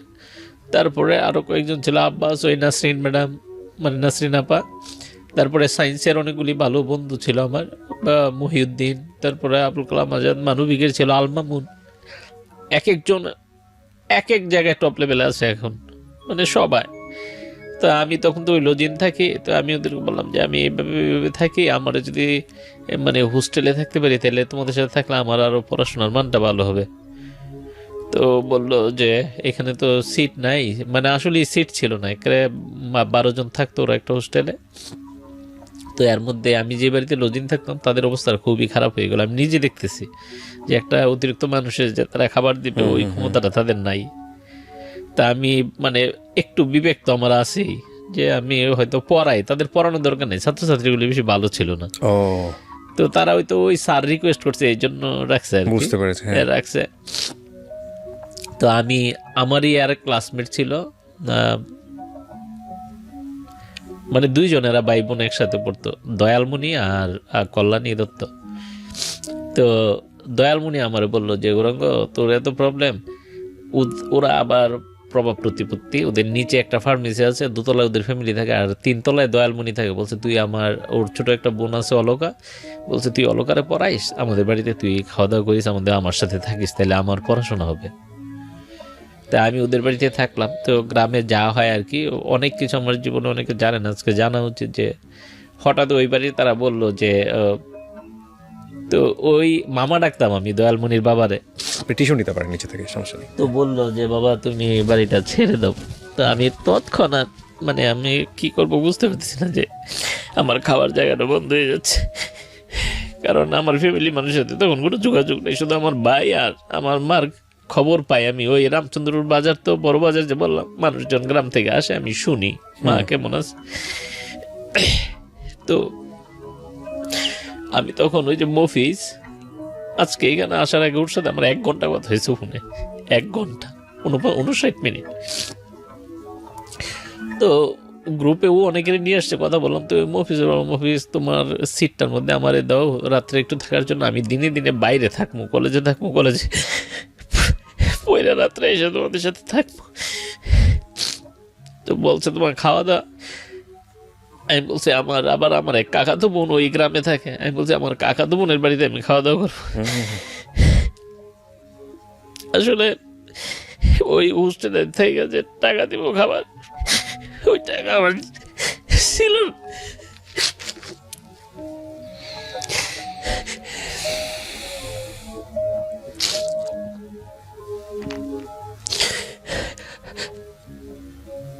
Take your time sir, no problem. তারপরে আমি ওই আমার বাংলা স্যার শাহ আলম স্যার বললাম, স্যার আমার খুব কষ্ট এখন। তো আমার ওই বোনের বাড়িতে 1 দিন 2 দিন পরে যাইতাম, গিয়ে একবেলা খাইতাম, ওই আমি 2 দিন থাকতাম। বোনের বাড়িতে গেলে তো 2-1 দিন পরে এমনি খাইতে বলে।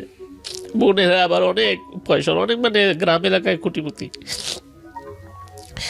তো আমার বলতো, তো আমি খাইতাম, আমি তো খাইতাম আমার নিজের জন্য, আর ওর বলতো যে ভাই আসছে, জানো তো ভাই, আমার আপন কাকা তো বোন। তো এরপরে স্যার একটা টিউশনি খুঁজে দিল, টিউশনটা করলাম 3 মাস করার পরে টিউশনটা আবার চলে গেল। ওই ছেলেটা ঢাকা এসে পড়ছে, মামার বাসায় থেকে পড়বে। তো ওই টিউশনটা যখন করি তখন আমি 500 টাকা পাইতাম, আমি কষ্ট করে খরচ করতাম 350 টাকা থেকে 450 টাকার মধ্যে আমি খাওয়া দাওয়া করতাম। হোস্টেলে তখন টাকা দিই, হোস্টেল টাকা দিয়ে আমি ওই ক্যালেন্ডারে লিখে রাখতাম। আমার একটা ক্যালেন্ডার ছিল যে কোন দিন দুপুরে খাবো আর কোন দিন রাত্রে খাবো। মানে খাবারটাও আপনি ক্যালেন্ডার মেনটেন করতেন? কারণ আমি ওই 300 টাকা দিয়ে খাইতাম, ওটা ওই হিসাবের সাথে ম্যানেজ করতেন? 10 টাকা করে একটা মিল হয়, তাহলে আমি 30টা মিল খেতে পারবো। আর বাকি টাকাটা সেভ করতাম, যে টিউশন যদি পরে চলে যায় তো ঠিক কয়েক মাস পরে টিউশন চলে গেল, আমার কাছে তখন 250 টাকার মতো ছিল। তখন ওই স্যার, বিল্লাল স্যার, যে ম্যানেজমেন্ট আমার পড়ায়, উনি একবারে প্রথম থেকে আমার সাপোর্ট দিতে শুরু করলো। ফাইন্যান্সিয়াল না, মানে মেন্টালি যেইভাবে পারা যায়। কেউ কিছু বললে তাদের সাথে স্যার কথা বলতো।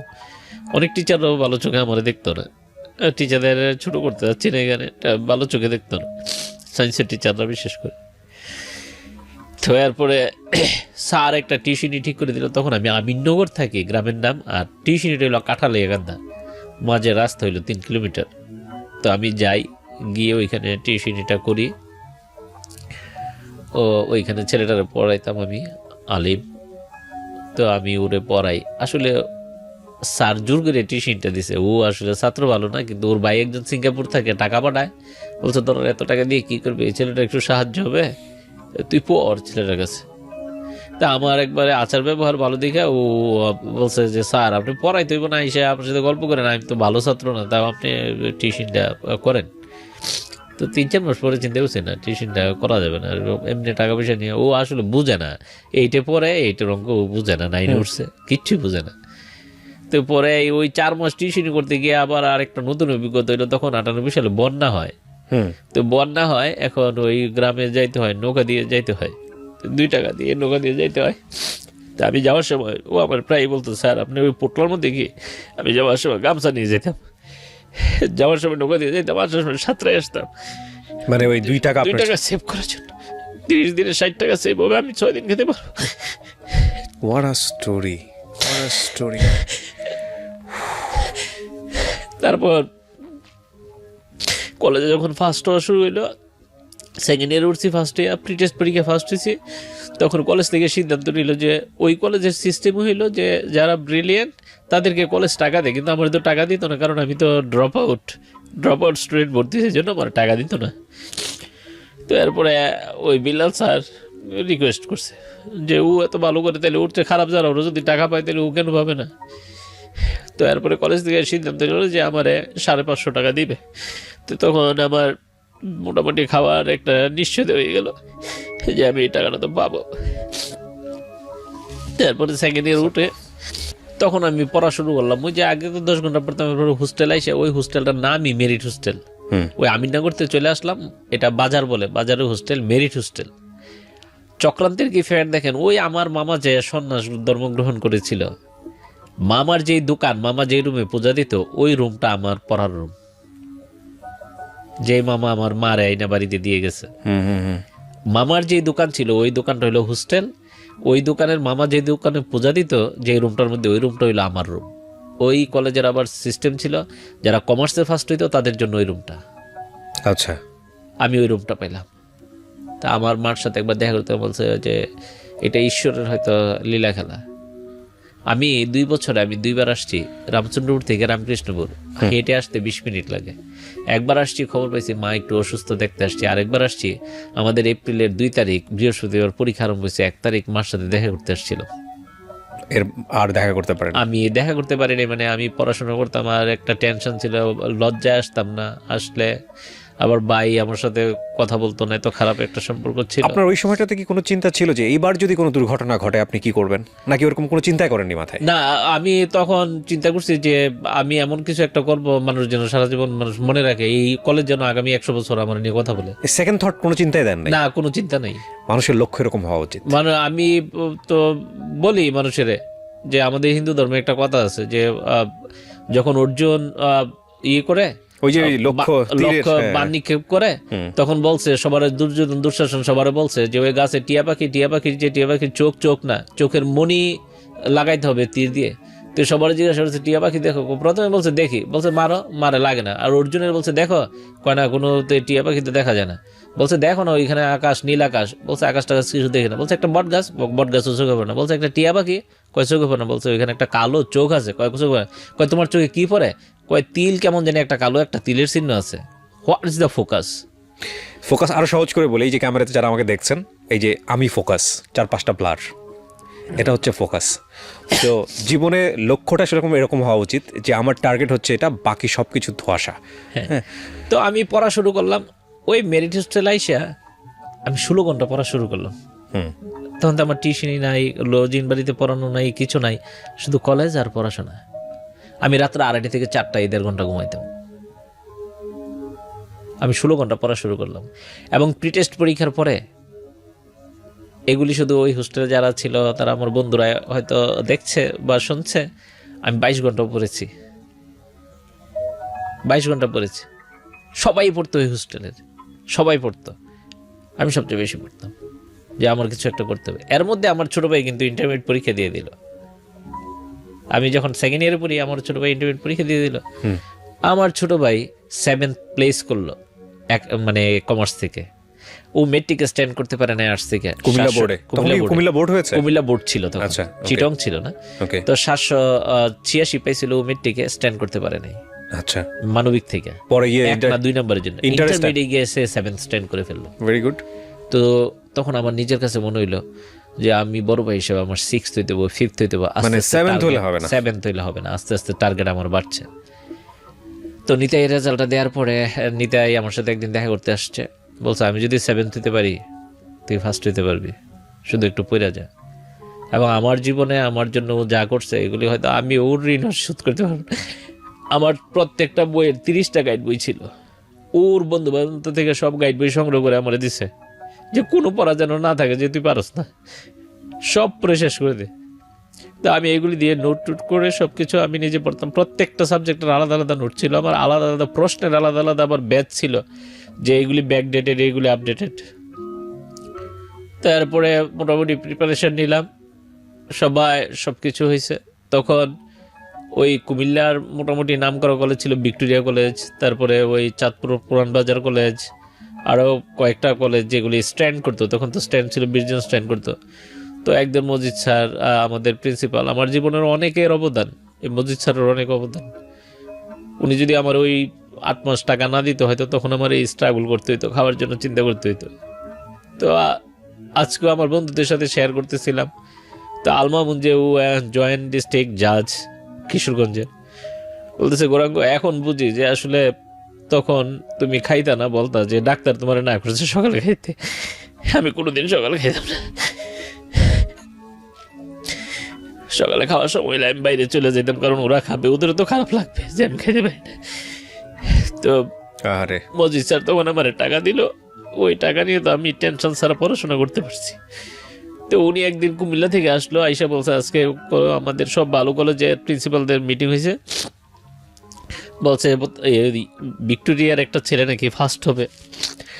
তো ওই ভিক্টোরিয়ার প্রিন্সিপালরা বলে আসছে, ছেলেটার নাম সম্ভবত তানবীর ছিল, যে তানবীরে বললেন ও এবার পরীক্ষা দেওয়ার দরকার নেই, গৌরাঙ্গ পরীক্ষা দিবে, গৌরাঙ্গ ফার্স্ট হবে, ওর ফার্স্ট হওয়ার ইচ্ছা থাকলে ও যেন আগামীতে পরীক্ষা দেয়। তো স্যার কলেজ এটাই আমার এটা সব টিচারদের সামনে বলছে এখন আমার বাণিজ্য যদি রাখার দরকার হয় তাহলে তুমি পড়াশোনা করো না, তো করো না। তখন থেকে আমি 22 ঘন্টা পড়াশোনা করা শুরু করলাম। আমার এখন মনে আছে আমাদের ওই মুখলেসুর রহমানের বই পড়াইতো ইকোনমিক্স, 55টা ব্রড কোশ্চেন ছিল, আমি 54টা পারতাম। এই জন্য স্যার আমার 2টা থাপ্পড় দিচ্ছে যে বাকি একটা পড়ো নাই কেন। আমি বলছি স্যার 10টা প্রশ্ন আসবে, 5টা অ্যান্সার করতে হবে, তো এইটা সহ আসলো তো আমার 9টা কমন পড়বে। এরপর আরেকটা থাপ্পড় দিচ্ছে, বলছে আমি এটা শুনতে চাই না, তুমি ওইটা পড়ে এসে বলবা যে আমি পড়ে আসছি। তারপর আমাদের পরীক্ষা আরম্ভ হইলো 2 তারিখে, আমি 1 তারিখে আমাদের বাড়িতে আসছি, আমার বন্ধু ওই মুভি জেরে নিয়ে আসছিলাম। আমি এখন ভেজিটেরিয়ান, তখন ভেজিটেরিয়ান ছিলাম না। আমার মা সিলভার কাপ মাছ রান্না করছিল, তো আমি খেয়েছি। খাওয়ার পর আমার মা অনেকখানি আগাই দিছে। আগাই দেওয়ার পরে আমার মা বলছে যে বাবা তুমি যে ফেল করছো যত মানুষ জানছে এর চেয়ে 1000 গুণ মানুষ যেন জানে যে তুমি পাস করছো। তা আমার মা সবসময় আমি কোথাও গেলে মাটি দিয়ে থুতু দিয়ে আঙ্গুল দিয়ে আমার মানে আশীর্বাদ করে দেয়, নখ কেটে দেয়। তা আমরা ওই যে নদীটা তিতাস নদীটা, এটাই আর একটা খালের মতো গেছে, যে খালটা আমি পার হইতাম সাথে। তা আমার মা ওইখানে এসে, তো আমরা খেয়াতে যখন উঠছি তখন আমার মফিজুল জিজ্ঞাসা করছে যে গৌরাঙ্গ, আমি ওরে ভয় পাইতাম, ওরে আমরা বলতাম কম্পিউটার কলেজের মধ্যে। আমি যদি 80 পৃষ্ঠা লিখতাম, ও 84-85 পৃষ্ঠা লিখতে পারতো। Management, banking, economics, Bangla second paper, এগুলো তো থিওরিটিক্যাল ছিল। ও আমাদের 4-5 পৃষ্ঠা বেশি লিখতো, এত দ্রুত লিখতো। তো বলছে তোমার মা অনেক শিক্ষিত না? আমি বলছি না, আমার মা জ্ঞানী, মাত্র 2 থেকে 3-তে পড়ছে, আমার 12 বছর বয়সে বিয়ে হয়েছে। আমার মা জ্ঞানী, শিক্ষিত না। আমাদের ধর্মের হেন কিছু নাই, আমার মা জানে না, সব জানে। কেউ যদি মাস্টার্সও পাশ করে আসে সংস্কৃত থেকে, সংস্কৃত পড়লে আমার মা বলে দিবে এই জায়গায় এটা ভুল হয়েছে। আমার মা সব জানে আমাদের ধর্মের। তো এরপরে সবাই নামাজ পড়তে গেছে, আমাদের হোস্টেলে সবাই নামাজ পড়তো, সবাই নামাজ পড়তো, 5 ওয়াক্ত নামাজ পড়তো। তো ইয়ে করে আসছে সবাই মসজিদ থেকে। তখন আমি মসজিদের সবারই জিজ্ঞাসা করছি কে কী চাইলা কালকে পরীক্ষা? তো সবাই বলছে একে একে আল্লাহ যেন আমাদের সবার ভালো করে। এই তো মফিজ বলছে গৌরাঙ্গ, আমি আল্লাহরে বলছি আল্লাহ আমার ফার্স্ট হওয়ার দরকার নেই, গৌরাঙ্গ ফার্স্ট হলে গৌরাঙ্গের আম্মা খুব খুশি হবে। জীবন আসলে সুন্দর, সুন্দরটাকে দেখতে হয়। এত এত কষ্টের গল্প উনি বলছে, আমি জড়াই ধরছি যে মফিজ আসলে আমি ফার্স্ট হলে আমার মা খুব খুশি হবে। আমার এই রেজাল্টের পিছনে আমি যা করছি পরে অনেক অবদান। আমার যে রান্না করে খাওয়াইতো আপা, শারমিন আপা, ওনারও অনেক অবদান। রান্নাঘর যাইতে 1 মিনিট সময় লাগতো, কিন্তু উনি এসে খাবারটা নিয়ে, প্লেটটা নিয়ে তারা দেখতে পাই আপনার জন্য খাবার নিয়ে এসছি। আমি খাইয়া ওইখানে হাতটা দিলে উনি থালাটা নিয়ে যেত, কারণ আমি ওইখানে যাবো আসবো, সবাই একটু 5 মিনিট 10 মিনিট গল্প করবো, আমার এত সময় নাই। সবাই বুঝতো আপনার ডেডিকেশনটা। হ্যাঁ, সবাই বুঝতো, সবাই বলতো যে হ্যাঁ তুমি পারবা পারবা। সবাই আমার উৎসাহ দিত সবাই। পরে ওই যে এত বন্ধুত্ব হইলো, প্রথম আবার কেউ কেউ আমার বলতো যে সরি, প্রথম তুমি আসছো, আমরা এমন বিহেভ করছি তোমার সাথে। আমিও সবার সাথে ভালোভাবে চলতাম তখন। তারপরে 2 তারিখ পরীক্ষা শুরু হইলো।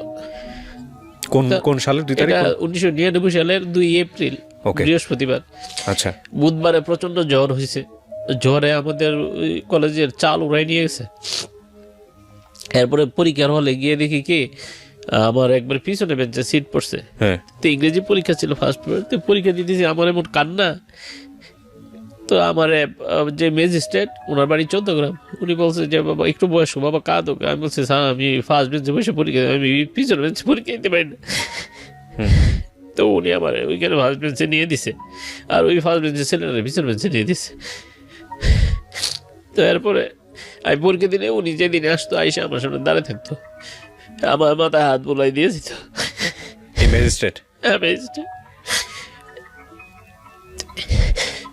তারপরে আমাদের পরীক্ষা হয়েছে, এপ্রিলে পরীক্ষা হইলো, মে সব পরীক্ষা হইলো, আমাদের বাইবা পরীক্ষা সবকিছু হয়ে গেলো। আমি শহরে চলে আসলাম। তখন আমি মজিদ স্যারের বাসায় থাকি। ওনার ছোট মেয়ে, ও বাংলাদেশ মেডিকেল থেকে মেডিকেলে পাশ করে ফেলছে এখন।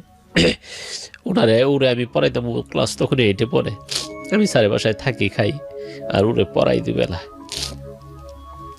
ঢাকায় চলে আসছি, কোচিংয়ে ভর্তি হব, ভর্তি টাকা পয়সা নেই। পরীক্ষার পরের ঘটনা, রেজাল্ট তো দেয় না। তারপর রেজাল্ট দিল 1999 সালের 26 আগস্ট। ওকে। তো রেজাল্ট দিল, রেজাল্টের দিন আগের দিনই আমি আর নুরুল হক মানবিক থেকে ফার্স্ট হওয়ার কথা। কুড়িগ্রাম বাড়ি। নুরুল হক এখন সৌদি আরবে একটা ইউনিভার্সিটিতে আছে, ওর সাথে আমার যোগাযোগ আছে, নিয়মিত কথা হয় আমার খুব ভালো বন্ধু। তো নুরুল হক স্যারের বাসায় 1 সপ্তাহ আগে চলে আসলো, যে তখন তো বিটিভিতে শুধু সাক্ষাৎকার দেয়, আর কোথাও তো টিভি ছিল না। ফার্স্ট সেকেন্ড হলে তাদের সাক্ষাৎকার দেখাইতো টিভিতে। তো নুরুল হকের নিয়ে আসছে স্যার, যে গৌরাঙ্গ ফার্স্ট হবো, নুরুল হক ফার্স্ট হবো, 2 জনের একসাথে নিয়ে যাবো টিভিতে। তো নুরুল হকের তখন মানে নতুন শার্ট ছিল না। তো নুরুল হক একটা কাপড় কিনা, আমি বলছি নুরুল হক এই কাপড়টা কিনা শার্ট বানা, তোর এটাতে টিভিতে অনেক ভালো দেখা যাবে। এত কনফিডেন্ট? হ্যাঁ, আমরা জানতাম যে আমরা ফার্স্ট সেকেন্ড হইতে পারি। নুরুল হকের বলতাম, ওই যে ইংরেজি বলতাম যে তোফাজ্জল ইংলিশের জাহাজ নুরুল হক। আমরা মানে কোনো ইংরেজি না জানলে আমরা ডিকশনারি, এত টাইম ছিল না যে ডিকশনারি থেকে ওয়ার্ড বের করতে পারবো। নুরুল হকের জিজ্ঞাসা করলে নুরুল হক বলে দিত। নুরুল হক ওই ইংলিশ যে অক্সফোর্ড ডিকশনারি এটা মুখস্থ পারতো, ওরে বা, মাদ্রাসা বোর্ডের ছাত্র। হ্যাঁ মাদ্রাসার অনেক স্টুডেন্ট আছে হ্যাঁ, সুপার আরেকটা ছিল ব্রিলিয়ান্ট, এই ব্যাপারে মাদ্রাসা বোর্ডের ছাত্র নজরুল, ও পরে 14তম স্ট্যান্ড করে। ওই নজরুল আমাদের হোস্টেলে কেউ আসলে আমরা বাজি ধরতাম যে ও না, আপনি যে ওয়ার্ড জিজ্ঞাসা করবেন ও উত্তর জানে, আমরা বাজি ধরতাম। তো নজরুল শুধু উত্তর বলতো না, বলতো কোন পৃষ্ঠার উপরের দিকে ওয়ার্ডটা না নিচের দিকে, এটা বলে দিত যে এমন পৃষ্ঠার, মানে পৃষ্ঠার এই পাশে না এই পাশে, ডান পাশে না বা পাশে, বলতো আবার বা পাশে এটা উপরে না নিচে, এটা বলে দিত যে না আছে ওয়ার্ডটা, এটা নাউন ভার্ব সব বলে দিত। তো উচ্চ ডেঞ্জারাস ছিল নুরুল হক ইংলিশ টু ইংলিশ আমাদের বলে দিত। আর নজরুল এখন ইয়েতে একটা কলেজে আছে, তো নজরুল হইলো ইংলিশ টু বাংলা বলতো, আর নুরুল হক ইংলিশ টু ইংলিশ বলতো। তো নুরুল হক নিয়ে আসলো, নুরুল হকে তারপর আমি 7টা রাত্রে মানে ধুয়ে দিছি, আমি নিজে ধুয়ে দিছি। ধুয়ে পরে ফ্যানে শুকাই আমি বলছি নুরুল হক চল বাড়ি থেকে এটা ইস্ত্রি এনে দিই। তারপর ওই বাড়ির দারোয়ান ঢুকেছে, ভাই এই বাড়িতে ইস্ত্রি আছে না, ইস্ত্রিটা একটু এনে দেন না। তো এনে দিছে, পরে আমি নিজে ইস্ত্রি করে দিছি। তো পরের দিন সকালে 26 তারিখ সকালে আমাদের ভয় লাগতেছে যে আমরা যদি ফার্স্ট না হই, আমরা ভয়ে চলে আসছি স্যারের বাসা থেকে, যদি কিছু হয়। ওই আমার আগের পরীক্ষার কথা মনে হয়েছে। তো আমি পরে আমরা হলে চলে আসছি, এই জিয়া হলে। মন্ডল ভাই থাকতো আমাদের 2 বছর আগে ইন্টারমিডিয়েট আমাদের কলেজ থেকে মানবিকের সেকেন্ডারি ছিল মন্ডল ভাই। জিয়া হল বলতে এটা কোন ইউনিভার্সিটি? ঢাকা ইউনিভার্সিটি জিয়া হলে চলে আসছি। আচ্ছা। তো মন্ডল ভাইয়ের সাথে আবার মজিদ স্যারের ভালো সম্পর্ক আছে, যোগাযোগ আছে। তখন হয়তো ফোন এত হরো ছিল না, ওই পয়সা ঢুকাইয়া টাকা দিয়ে ফোন করতো আর কি হল থেকে। তো তারপরে স্যার সকালবেলা খুঁজে পায় না, দারুণ গেছে, আরো 2জন বেরিয়ে গেছে সকালে। তো এরপরে আমরা এসে একটা ঘুম দিছি, আমাদের ক্লান্তি লেগে গেছে, আমরা ঘুমাই দিছি ভয়ে 2জনই। তো 12টার দিকে ঘুম থেকে উঠছি, তো মন্ডল ভাই বলতেছে, আমি স্যার বাসায় ফোন দিয়েছিলাম, তারা কাছে শিগগির যাইতে, স্যার খুব টেনশন আছে। তো এরপরে আমরা নিচতলায় থাকতাম, আমরা 2জন। তো আমরা নিচতলায় আছি। তো এরপরে স্যারের মেয়ে, ওই যে পপি লাইব্রেরি পড়ছেন না, এই পপি লাইব্রেরির মালিক কিন্তু হলো অধ্যাপক আব্দুল মজিদ। ও আচ্ছা আচ্ছা। পপি গাইড পড়ে নাই তেমন, পপি হইলো স্যারের বড় মেয়ে। আচ্ছা আচ্ছা। আর মেজো মেয়ে হইলো হ্যাপি, ও ঢাকা ইউনিভার্সিটি থেকে পড়াশোনা করছে লয়। ও মেট্রিকে ঢাকা বোর্ড থেকে সেকেন্ড হয়েছে, ইন্টারমিডিয়েট ফার্স্ট হয়েছে। She is the genius I ever seen in my life. সব জিনিয়াসকে নিয়ে আসা হবে অনুষ্ঠান। এখন ও আমেরিকায় আছে, ডক্টরেট করেছে ওইখানেই আছে, এইখানে প্র্যাকটিস করে আমেরিকায়। ওকে। তো তারপর পপি আপা বাড়িতে ছিল, আর নিপারে তো আমি পড়াইতাম ছোট বোনটারে, ছোটরে পড়াইতাম। তো স্যারের ওয়াইফ আমার অনেক আদর করতো, সারাক্ষণ গরঙ্গ ডাকতো। তো এরপরে রেজাল্ট দিছে, বলছে রেজাল্ট পাইছে, 2:30টার দিকের ঘটনা এটা। রেজাল্ট পাইছে, তো উপরে গেছি। তো স্যারের ওয়াইফ বলতেছে, কি করলা? কিছুই তো হইলো না। বলছে ফার্স্ট হইব, নুরুল হক ফার্স্ট হইব। কেউ কিচ্ছু করতালা না, নুরুল হক থার্ড হয়েছে, আর তুমি অষ্টম হইছো। তারপরে আমি সালাম করছি। তো একটু খারাপ লাগছে, অষ্টম হইলাম, বিশ্বাস হয় না, বুঝছেন? এত ভালো পরীক্ষা দিয়েছি। আমি পরীক্ষা দেওয়ার পরে মার্কিং করছি যে কুমিল্লা বোর্ডের সবাই যদি সিদ্ধান্ত নেয় যে ওরে ফার্স্ট বানানো যাবো না, তাইলে আমি সেকেন্ড হবো। আর সবাই যদি সিদ্ধান্ত নেয় যে না ওরে স্ট্যান্ড করানো যাবে না, তাইলে আমি 20-এর মধ্যে থাকবো। আর সবাই যদি সিদ্ধান্ত নেয় যে হ্যাঁ ফেল করামো, তাইলে আমি স্টার পাবো। যে সবাই সিদ্ধান্ত নিয়েছে যে হ্যাঁ খাতা আকার রসিকার সব দেখবো, দেখা এরপর হ্যাঁ ফেল করাই দেবো, তাও আমি স্টার মার্কস পাবো। মাই গুডনেস, প্র্যাকটিস কি ছিল তাইলে? হ্যাঁ, প্র্যাকটিস মানে কি, মানে পরীক্ষা তো 15 ঘন্টা শেষ হতো, পরে 15 মিনিট শুধু কয়েকবার রিভিশন দিতাম। আর ওই যে বললাম, মানে প্রত্যেকটা মানুষের পরোক্ষে গিয়েছিল। রুমমেট টিচার থেকে বলে তো এই গ্রামে তো স্টুডেন্টরা কথা বলে না, যে ওরে জন্য কেউ কিছু জিজ্ঞাসা না করে। এবং 26শে আগস্ট ওই ভদ্রলোক, জানি না উনি শুনবে কিনা, উনি আমার রেজাল্ট শোনার জন্য আমার কলেজে আসছে। এই ম্যাজিস্ট্রেট? হ্যাঁ। স্যালুট ইউ, মানে হোয়াট আ স্টোরি। বহুবার আজকে আমার গাছি উঠেছে, হোয়াট আ স্টোরি। তো এরপরে অষ্টম হয়েছি। তো মজিদ স্যারের হইলো অফিস হইলো ইয়েতে, ইসলামপুর পাটুয়াটুলি বইয়ের বাংলা বাজার যেটা, ওখান থেকে ফোন দিছে। স্যার ওয়াইফের বলছে গরম করে তো কথা বলবো। তখন আমার সন্দেহ হয়েছে, স্যার আমার সাথে কথা বলতে চাই কেন? বলছে গরঙ্গ, তুমি আমার মারির যত রাখছো, তুমি ফার্স্ট হয়েছো। তো আমি কথা বলতে পারতেছিলাম না। তারপর বলছে কি হয়েছে? তো পপি আপা বলতেছে তাহলে মনে হয় ভালো একটা কিছু আছে। তাই বলছে স্যার বলছে আমি ফার্স্ট হয়েছি। তারপরে স্যার গেটে দিয়ে ঢুকছে, স্যার ওইখান থেকে রিক্সা আসছে, আইসা আমার জড়াই ধরছে। তো স্যার ওয়াইফ জিজ্ঞাসা, তুমি তো বলছো অষ্টম হয়েছ। বলছে আমি চাই নাই যে ও যে ফার্স্ট হয়েছে আমার সারা কারোর থেকে এটা শুনুক। জীবনে বহুত গল্প শুনেছি, কিন্তু এই রকম গল্প কখনো শুনি নাই। সত্য কথা বলতে যেটা, যে লটস অফ মোটিভেশনাল স্টোরি যেটা এই জীবন গল্পের প্ল্যাটফর্মে এসছে, অসাধারণ এক একটা গল্প, কোনো মানে সন্দেহ নাই। কিন্তু আজকের এই গল্পটা মানে এটার পরে আমার চিন্তা চেতনাটা চেঞ্জ হয়ে গেল। দুইবার ফেল, সে পরের বার বোর্ডে প্রথম স্থান। কত সালের পরীক্ষা স্যার এটা? এটা 99 সাল। 99 সালে আপনি কুমিল্লা বোর্ডে প্রথম হন, প্রথম হই কমার্স থেকে। তো এরপরে স্যার বলছে তুমি তাড়াতাড়ি প্রিপারেশন নাও, আমরা টিভি বসে সাক্ষাৎকার দিতে যাব।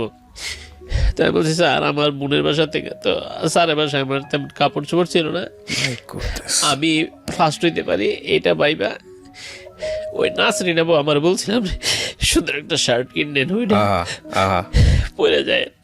তো আমি একটা নীল কালারের শার্ট পরছি, তো ওনার বলছি আপনার কি কালার পছন্দ, তো আমি একটা নীল কালারের শার্ট কিনছিলাম যে এটা পরে আমি যাব। তো আসলে ওই পরীক্ষা দিয়ে আমার বাড়িতে ওই শার্টটা রেখে চলে আসছি। আমার বোনের বাড়িতে একটা গেঞ্জি ছিল। আর আমি যখন কলেজে পড়ি তখন আমার এক বন্ধু ছিল আব্বাস, আর একজন রাসেল, এখন সায়েন্স ল্যাবে চাকরি করে, ও সায়েন্টিস্ট। ওরা দুজন আমার দিনে গেঞ্জি দিয়েছিল, কারণ তখন আমার আর কিছু ছিল না শার্টটা।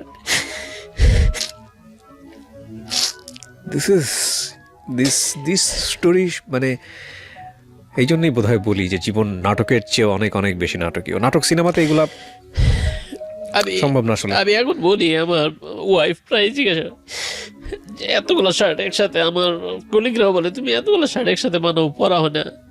তো আমি তাদেরকে বলি যে কোনো এক সময় আমার শার্ট প্যান্ট ছিল, মানুষ আমার গেঞ্জি পরা গেঞ্জি দিলে আমি এগুলি পরতাম। আমি 10 টাকা দিয়ে প্যান্ট কিনে পড়ছি, রিপুনের pant. Every single human being is important. প্রত্যেকটা মানুষ সম্ভাবনাময়। আমি সবসময় একটা কথা বলি, খালি যোগ্য পরিবেশ আরও কি পারে সেই জায়গাটায় শুধু একটু স্পার্ক করিয়ে দেওয়া, একটু সুন্দর করে গাইড করা, ওই মানুষটাকে ইন্সপায়ার করা।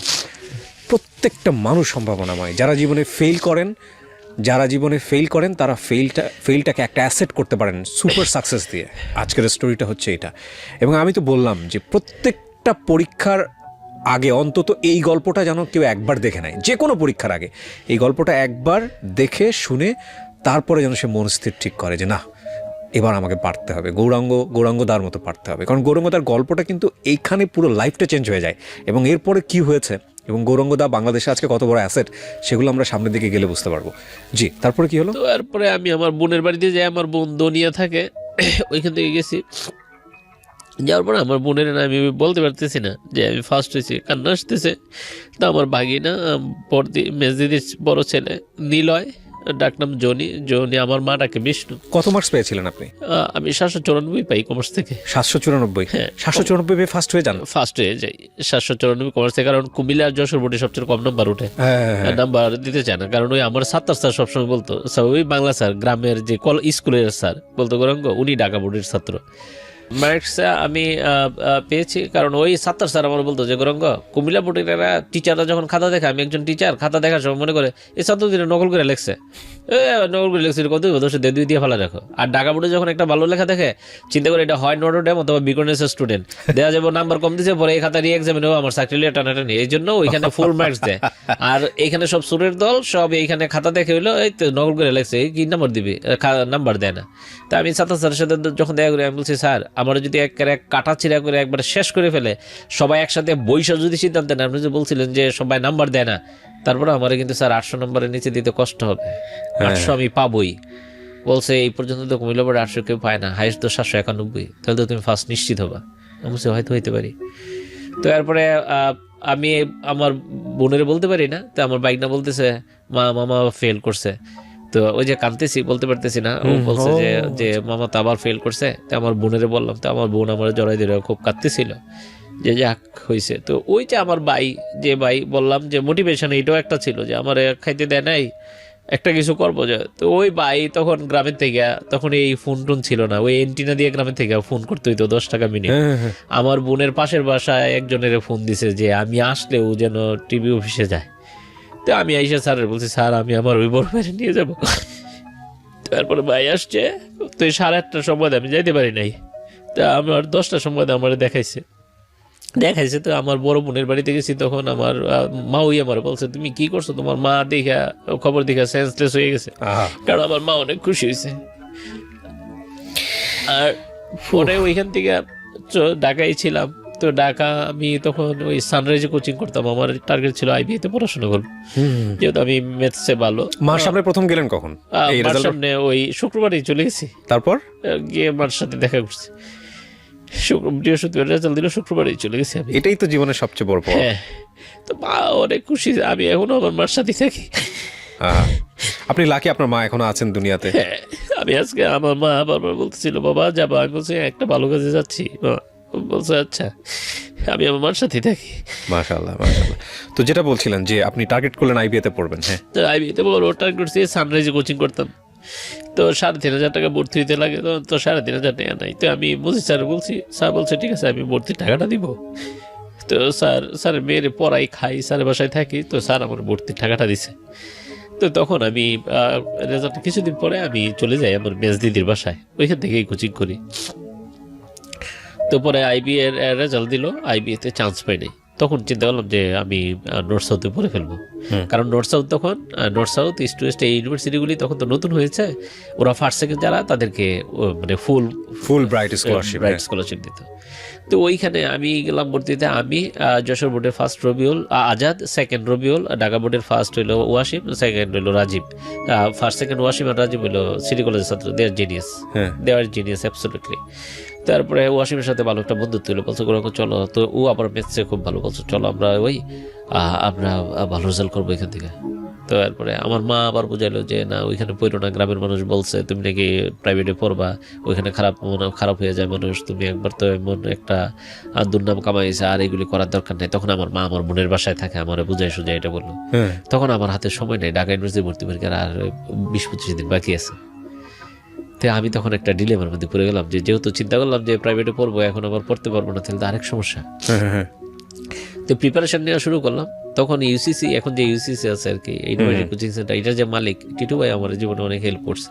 তো ওই টিটু ভাই বললো যে আমি ভর্তি হতে গেছি, বলছে যে এখন তো আর ভর্তি টর্তি নাই, তারপরেও ফর্ম ফিল আপ করতে হইব, তো বলছে টাকা আছে? আমি বলছি আমার টাকা নাই। বলছে কত টাকা আছে? তখন 3.5 টাকা ভাড়া ছিল যাত্রাবাড়ি থেকে ফার্ম গেট। আমি 7 টাকা নিয়ে আসতাম আর হাইটা যাইতাম দুনিয়া। তো আমি বলছি আমার 5 টাকা আছে। তো উনি আমারে বলছে তুমি দেখো। তাই আমি বলছি আমার অন্য একটা পকেটে 50 টাকা আছে, এটা আমি খরচ করি না। তো বলছো ওইটা দাও। তো উনি আমাদের 50 টাকা নিয়ে আমি আসার সময় উনি আমার আবার 1,000 টাকা দিয়ে দিছে। 1,000 টাকা দিয়ে দিছে। তো ওনার মেয়েরও আমি পরে হাতে করে দিছি, নাম লামিয়া, ও এখন নর্থ সাউথ ইউনিভার্সিটি পড়ে। তো লামিয়ার আমি সরাসরি কখন জীবনে প্রথম পড়ানো শুরু করছি, এটা 99 সালের ঘটনা। তো কিছুদিন আগেও টিটু ভাইয়ের সাথে আমার দেখা হয়েছে, এখনও আমার সাথে অনেক ভালো যোগাযোগ। উনি কিছুদিন আগে দেখা হয়েছে, ওনার ডায়েরির মধ্যে আমি যে ওনার 50 টাকা দিছি, আমার স্টোরিটা লিখে উনি 50 টাকা এখানে পিন মেরে রাখছে। বলছে তোমার আমি এত ভালোবাসি, তোমার টাকাটা খরচ করি নাই। বলছে আমার অনেক কিছু আছে এখন, কিন্তু তোমার ওই টাকাটা আমার কাছে অনেক দামি। তো এরপরে বলছে তুমি এখন কি করবা, তুমি তো একবার বিপদে পড়ে গেছো। তো ওই নাসরিন আপা আমার সাথে ছিল, তো বলছে উনার পড়তে পারো, উনি এমনি চান্স পাইবো। তো এরপরে পরীক্ষা দিলাম, আমি ঢাকা ইউনিভার্সিটিতে টিকলাম, ঢাকা ইউনিভার্সিটিতে পড়লাম। যখন আমি পড়ি, আমি তো ম্যাথে আমার একটা জিত কিন্তু আছে যে আমি ম্যাথে ফেল করছি। তো ঢাকা ইউনিভার্সিটিতে একটা বই পড়ায় বিজনেস ম্যাথমেটিক্স, ওই সঞ্জিতি কাপুরের বই। ওই বইটার সলিউশন করলাম আমি যখন সেকেন্ড ইয়ারে পড়ি। সলিউশন করে ফেললাম, আমি দ্য ফার্স্ট গাই হ্যাঁ বাংলাদেশে যে আমি এই বইটার সলিউশন বের করলাম। 70 সাল থেকে বইটা পড়ায়, আমি এটার ফুল সলিউশন বের করলাম। কারণ কমার্সের ছাত্ররা ম্যাথে খুব দুর্বল থাকে। আর এখানে এই ম্যাথটা হইলো সায়েন্সের ইন্টারমিডিয়েট যে ম্যাথ, ডিফারেন্সিয়েট, ক্যালকুলেট যা আছে, কোঅর্ডিনেট, জিওমেট্রি, ত্রিকোণমিতি, এভরিথিং এ জমা দেয়া। ওই বইটার সলিউশন মার্কেটে আমি আনলাম। আপনি কোন সাবজেক্টে পড়লেন? আমি পড়লাম ম্যানেজমেন্টে পড়লাম। আমি বইটার সলিউশন বের করলাম। তখন এখন আগে যে ডিন ছিল সিরাজ স্যার, বললো তুমি কমার্সের ছাত্র, এটা বের করলাম। আমি বলছি হ্যাঁ আমি পারি অঙ্কগুলি। তো আমি তখন প্রাইভেট পড়াই, দেদারসে আবার নেম ফেম একটা আছে, আমি ফার্স্ট হয়েছি, মানুষজন চিনে জানে, কোচিংয়ে পড়াই, ইউনিভার্সিটিতে আই সেই নাকে চুবানি খায়, ম্যাথমেটিক্সে আমার খুঁজে বের করে আমি পড়াই, টাকা পয়সা দেদারসে পাচ্ছি। পড়াশোনার রেজাল্টটার সম্বন্ধে আমি ভুলে গেলাম। আমার ব্যাংকে হাজার হাজার টাকা জমা হইতে থাকলো, বইয়ের রেভিনিউ, টিউশনির টাকা, কোচিংয়ের টাকা, বড় বড় টিউশন করতাম। টিটু ভাইয়ের সাথে বড় বড় মানুষের সম্পর্ক, উনি আমার বড় বড় টিউশন, বড় বড় মানে তখনকার সময়ে 2000 সালে টিউশনি ছিল মনে করেন 1200-1500 টাকা, আমি 5000 টাকা নিচে কোনো টিউশন করতাম না। Super rated. হ্যাঁ, দেখেন টাকার কি অবস্থা ছিল, রাতারাতি চেঞ্জ হয়ে গেছে। হ্যাঁ। এবং আমার একটা জিনিস আবার কাজ করতো, আমি আমার সাথে পড়াইতো রবি ভাই নামে, জাহিদ ভাই নামে, তারা একটা সাবজেক্ট 300 টাকায়, 2টা সাবজেক্ট ম্যাথ আর অ্যাকাউন্টিং পড়াইতো 600 টাকায়, আমি শুধু ম্যাথ পড়াইতাম 1000 টাকায়। তো অনেকে এসে বলতো যে ভাইয়া ওরা 2টা পড়ায় 600 টাকা, আপনি একটা। তাই বলতাম দেখো দরকার ফার্মেসি বিক্রি করে দেবো, কিন্তু ওষুধ কম দামে বিক্রি করবো না। তোমার যদি প্রবলেম থাকে আমারে বলো। আমি 150 স্টুডেন্ট পড়াইতাম, আল্লাহ সাক্ষী, ওইখানে 50 জনের লিস্ট করতাম কার প্রবলেম, ওই 50 জন থেকে আমি টাকা নিতাম না। কারণ টাকা কি, আমি আমার স্টুডেন্টদেরকে বলি যে people are saying money is the second god, but is গৌরাঙ্গ believe sometimes money is the first god. You are nothing without money. So তখন আমি পড়াইতাম, টাকা নিতাম না। 50 জন থেকে বছরে 1 লাখ টাকা এখানে আমার ইনকাম, আর কোচিং আর টিউশন থেকে আরো 2 লাখ 3 লাখ টাকা ইনকাম। তখন ব্যাংকের বেতন মনে করেন 12,000 টাকা, যারা ব্যাংকে চাকরি করে। 2000 সালে ঘটনা। প্রাইভেট ব্যাংকগুলি 15,000 টাকা, অনেক স্যালারি। আপনি সেখানে আমি 25,000 টাকা ইনকাম করি, ঠিক আছে, ইউনিভার্সিটি। কিছু মনেই করি না আমি, ঠিক আছে। তো এরপরে ওইখান থেকে পড়াশোনা, তখন ওই বইটার পিছনে লেখা ছিল যে আমি অ্যাব্রোড থেকে আমি একটা মাস্টার্স করতে চাই, আমি আমার মাস্টার্সটা অ্যাব্রোড থেকে করব।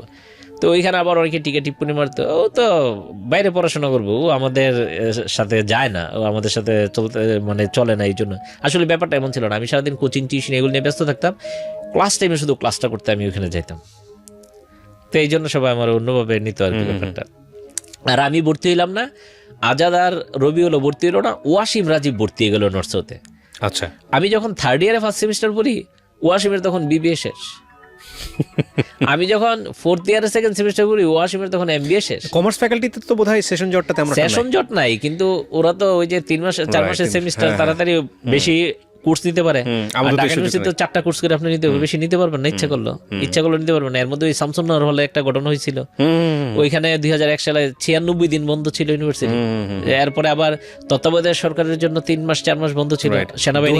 আমিও ইন করলাম। হ্যাঁ, আপনি 2001 কোন ইয়ারে? আমি 2000 সালে ভর্তি হয়েছি, 99 ইন্টারমিডিয়েট পরীক্ষা দিলাম। আপনি 2000 সালে ভর্তি হয়েছেন? না, আপনার আমার ব্যাচ সেম ব্যাচ, তাহলে হইতে পারে, হয়তো সেম হইতে পারে। তাহলে তত্ত্বাবধায়ক সরকারের জন্য বন্ধ ছিল অনেকটা সময়, আর শামসুন্নাহর ঘটনায় বন্ধ ছিল, এইগুলি বন্ধ ছিল। তো আমাদের 4 বছরের কোর্স, বিবিএ 5 বছর লাগলো, আর এমবিএ সহ 5 বছরের কোর্স 6 বছর লাগলো। আমরা 2006 ডিসেম্বরে পাশ করলাম। তো ওয়াসিম তখন, আমি যখন এমবিএ পাশ করি, ওয়াসিম তখন বেনসন হ্যাজার্ডসের আমাদের বাংলাদেশের ডিরেক্টর। এটা হলো পাবলিক প্রাইভেটের পার্থক্যটা, তখন থেকে চেঞ্জ হয়ে যেতে লাগলো। তা আমি রবিউল আর আজাদ ওইখানে পড়াশোনা করলাম। রবিউল পরে চলে গেল সুইজারল্যান্ডে একটা ইউনিভার্সিটি, এখন শিক্ষকতা করে। আর আজাদ আছে বাংলাদেশেই সম্ভবত, আমি নট শিওর, আজাদের সাথে যোগাযোগ নাই, রবিউলের সাথে যোগাযোগ আছে। আমি জীবনে অনেক ভালো ফ্রেন্ড পেয়েছি আমার লাইফে। আর টিভিতে সাক্ষাৎকার দিতে গিয়ে একটা ছেলের সাথে পরিচয় হয়েছে, ও মেট্রিকে ফার্স্ট হয়েছে সায়েন্স থেকে, বাংলাদেশ থেকে ইন্টারমিডিয়েটে ফার্স্ট হয়েছে নটরডেম কলেজ থেকে, এবং ডক্টর কামাল হোসেনের ব্যাচে 1954 সালে ফার্স্ট হয়েছিল সায়েন্স থেকে, নটরডেম কলেজ থেকে। এরপরে 55 বছর পরে 1999 সালে নটরডেম থেকে ফার্স্ট হয়েছে। নটরডেম থেকে স্ট্যান্ড করে স্টার মার্কস পায়, কিন্তু ফার্স্ট হয় না, কারণ ওরা বইয়ের আদ্যন্ত সব জানে, কিন্তু ফার্স্ট হইতে পারে না। ও 54 বছর পরে ফার্স্ট হয়েছে মেট্রিক ইন্টারমিডিয়েট। তো ওই ছেলের সাথে আমার তখন কথা হয়। তো আমি বলছি যে তুমি তো নির্ঘাত বুয়েটে বা মেডিকেল, আব্বা আম্মা চাচ্ছে, মা চাচ্ছে মেডিকেল পড়তে, বাবা চাচ্ছে বুয়েটে, কিন্তু আমি আইবিতে পড়বো। এক একজনের টেন্ডেন্সি। পরে ওর সাথে তেমন যোগাযোগটা আর পরে মেনটেন হয় নাই, আমার কন্টিনিউ করতে পারি নাই, আমি সরি। তো আপনি অনার্স কমপ্লিট করলেন এখানে, তারপর কি হলো? এখানে অনার্স কমপ্লিট করে মাস্টার্সও কমপ্লিট করলাম। কোন হলে ছিলেন আপনি? আমি জগন্নাথ হলে ছিলাম। ওই যে টাকা পয়সা তো আমার হাতে অগাধ টাকা পয়সা। আমি চলে গেলাম ব্রিটেনে 2007 সালের 22 এপ্রিল, মানে রবিবার, নিজের টিউশন ফি দিয়ে, নিজের টাকা দিয়ে। হ্যাঁ, নিজের টাকা দিয়ে। 2007 সালের 22 এপ্রিল রবিবার ছিল, আমি ব্রিটেনে চলে গেলাম। গিয়ে ওইখানে থেকে একটা প্রথমে পিজিডি করলাম। আচ্ছা, পিজিডি করে তারপরে অ্যাঙ্গেলি রাস্কিন ইউনিভার্সিটিতে আরেকটা এমবিএ করলাম 2 বছরের। আমার 26 লক্ষ টাকা টিউশন ফি, সবটা টাকা আমার নিজের টাকা। ওইখানে গিয়ে আমার বললাম না, জীবনে অনেকে সাহায্য করছে।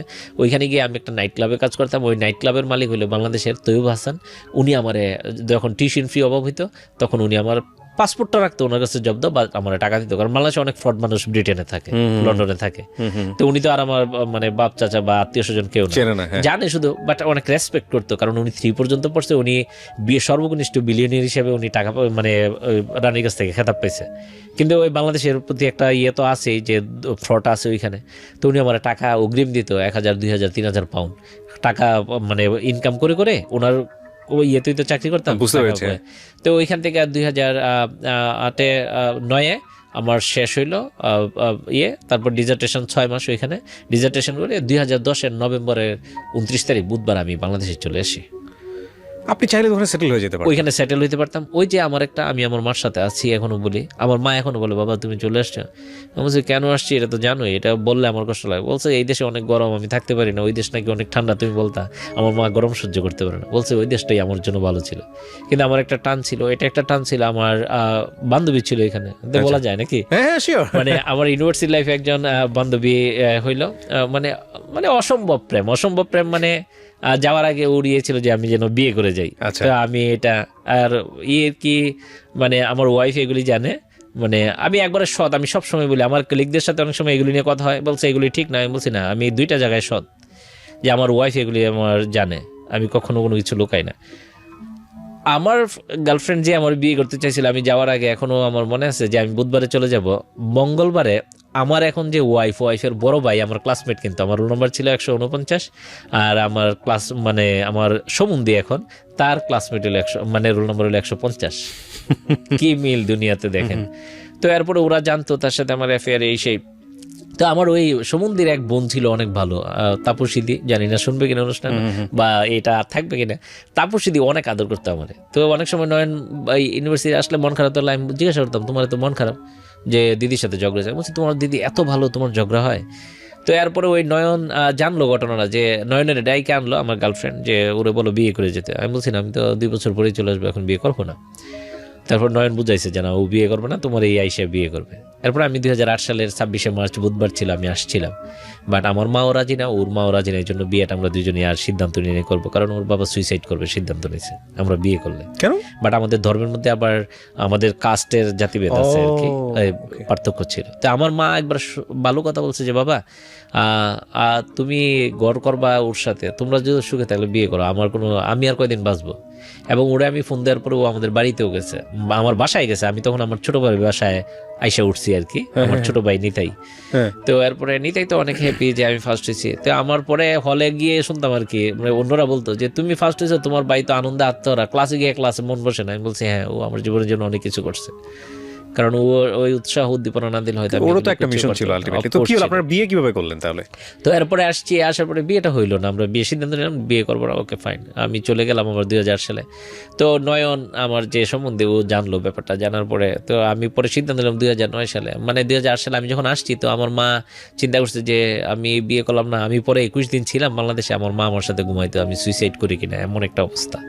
ঠিক আছে, তো এরপরে বিয়ে করি নাই। তো আমার মা চাপ দিল, আমার দাদা, আমার ওই যে বড় বোনের জামাই, যে আমার বিয়ে করানোর জন্য। তো আমি বললাম নয়ন, ওরা তো বিয়ে করাতে চাচ্ছে, এখন বিয়ে করব। বলছে তুমি না বলছিলা যে আমার বোন ভালো, আমাদের ফ্যামিলিতে আরেকটা এর চেয়ে ভালো একটা মেয়ে আছে, বিয়ে করবা? আমি বলছি কথা বলে আমি বিয়ে করবো। ওইখান থেকে বিয়েটি ঠিক হলো, শুক্রবারে বিয়ে, আমি বুধবারে আসছি 2010 সালে। এটা এসে ডিসেম্বরে 11 তারিখ আমি এসে বিয়ে করলাম। করে আমি গিয়ে ডিজার্টেশন দিয়ে। আপনি যাকে লাভ করলেন তাকে তো বিয়ে করতে পারলেন না? তারা বিয়ে করে নাই, শুধুমাত্র এই ফ্যামিলির কথা। এবং এইটাও কিন্তু আমি বলতে চাই আর কি, যে প্রত্যেকটা মানুষের জীবনে যা লেখা আছে, ঈশ্বর যেটা ভালো মনে করে, এর বাইরে কারো যাওয়ার কোনো ক্ষমতা নাই। আমি যদি ইন্টারমিডিয়েট সেকেন্ড টাইমে পাস করতাম, সেকেন্ড ডিভিশন পাইতাম বা ফার্স্ট ডিভিশন পাইতাম, আমি হয়তো নর্মাল একটা স্কুল বা কলেজের টিচার হইতাম, নট মোর দ্যান দ্যাট। এবং আমি আমার আজকের পজিশনের জন্য আমি ঈশ্বরের কাছে কৃতজ্ঞ, যে আমি ওই সময় ফেল করাতে, আমি এই রেজাল্ট করাতে আজকের এই জায়গায় চলে আসছি। এটাই বলেন, আমাদের ধর্মে যেটা বলে যে আল্লাহ সব সময় বান্দার মঙ্গল চান।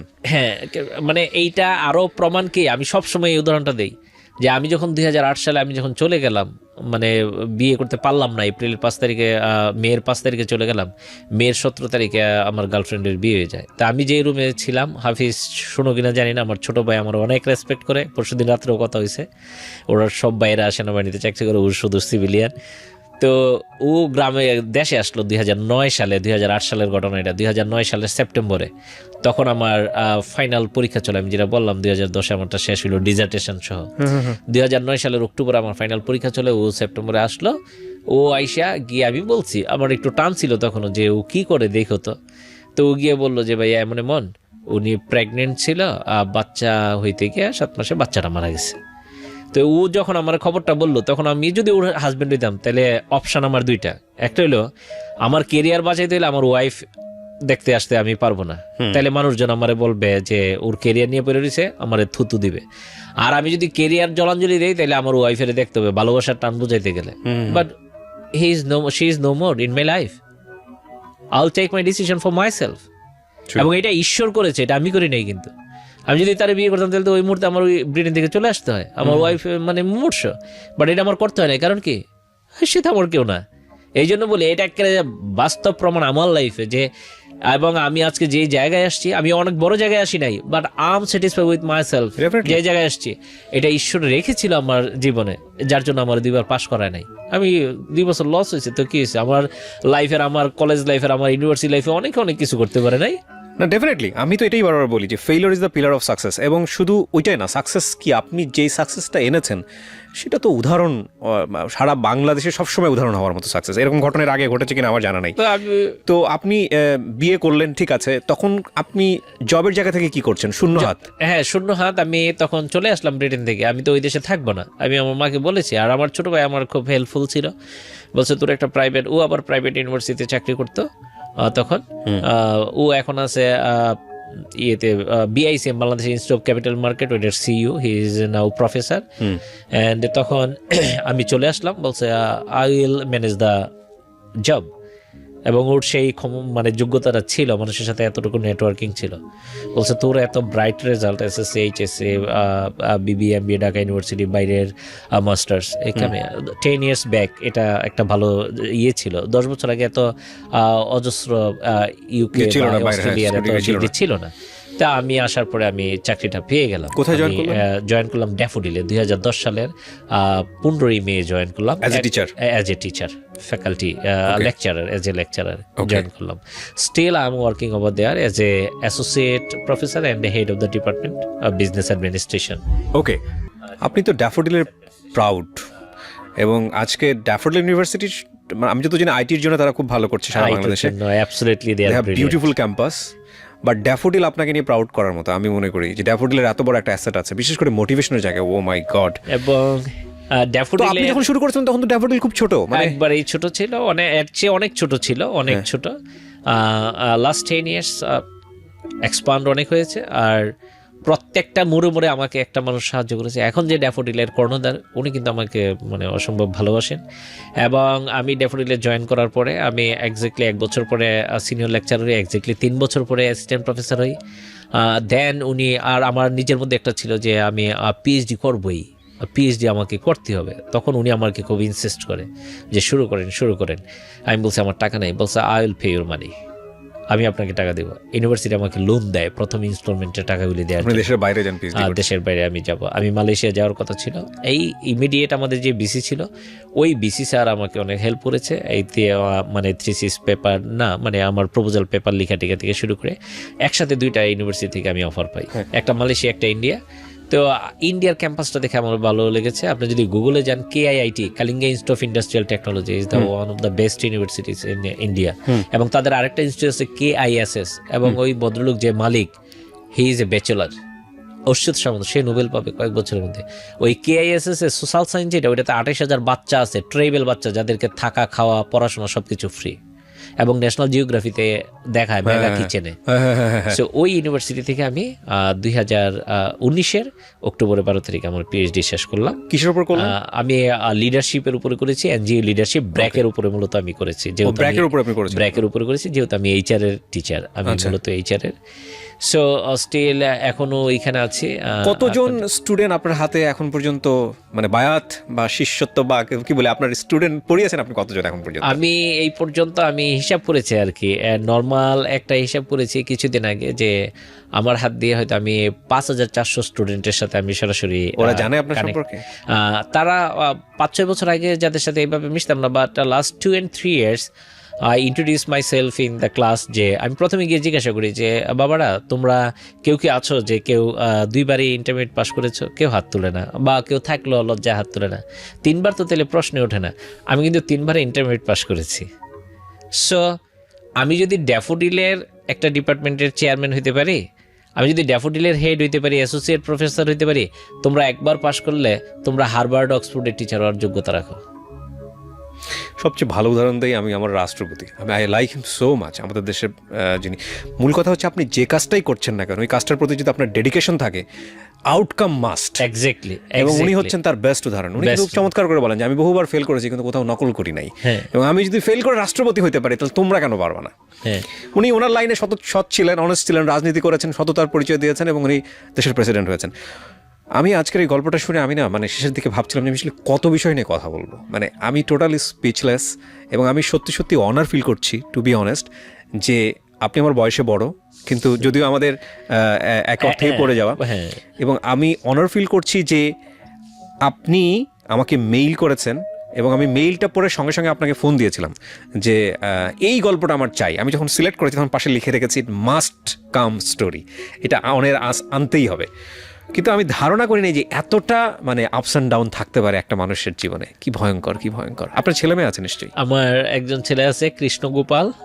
সবার ছেলে মেয়ে সবার কাছে, মানে কালকে রাত্রে ওরে আমি বলছিলাম যে বাবা আমি যাব, বলছে যাবেন, বাইরে এত সমস্যা। আমি বলছি বাবা আপনি শুধু একবার বলেন, আমি আমার ছেলেকে আপনি করে রাখি, ও আমার আপনি করে রাখে। আচ্ছা, ভালোবেসে এটা করেন? হ্যাঁ, এটা করি। সারাক্ষণ আমার সাথে থাকে, সারাটাক্ষণ। একটাই ছেলে? একটাই ছেলে। ও জানে আপনার সম্পর্কে এই গল্পগুলো? হ্যাঁ জানে। ওর মা সবসময় বলে যে আপনার বাবা এইগুলি করেছে। ওর মা ওরে তুমি বলে, ওর মাকেও তুমি বলে, বলছে তোমার বাবা কিন্তু এইভাবে এই করেছে।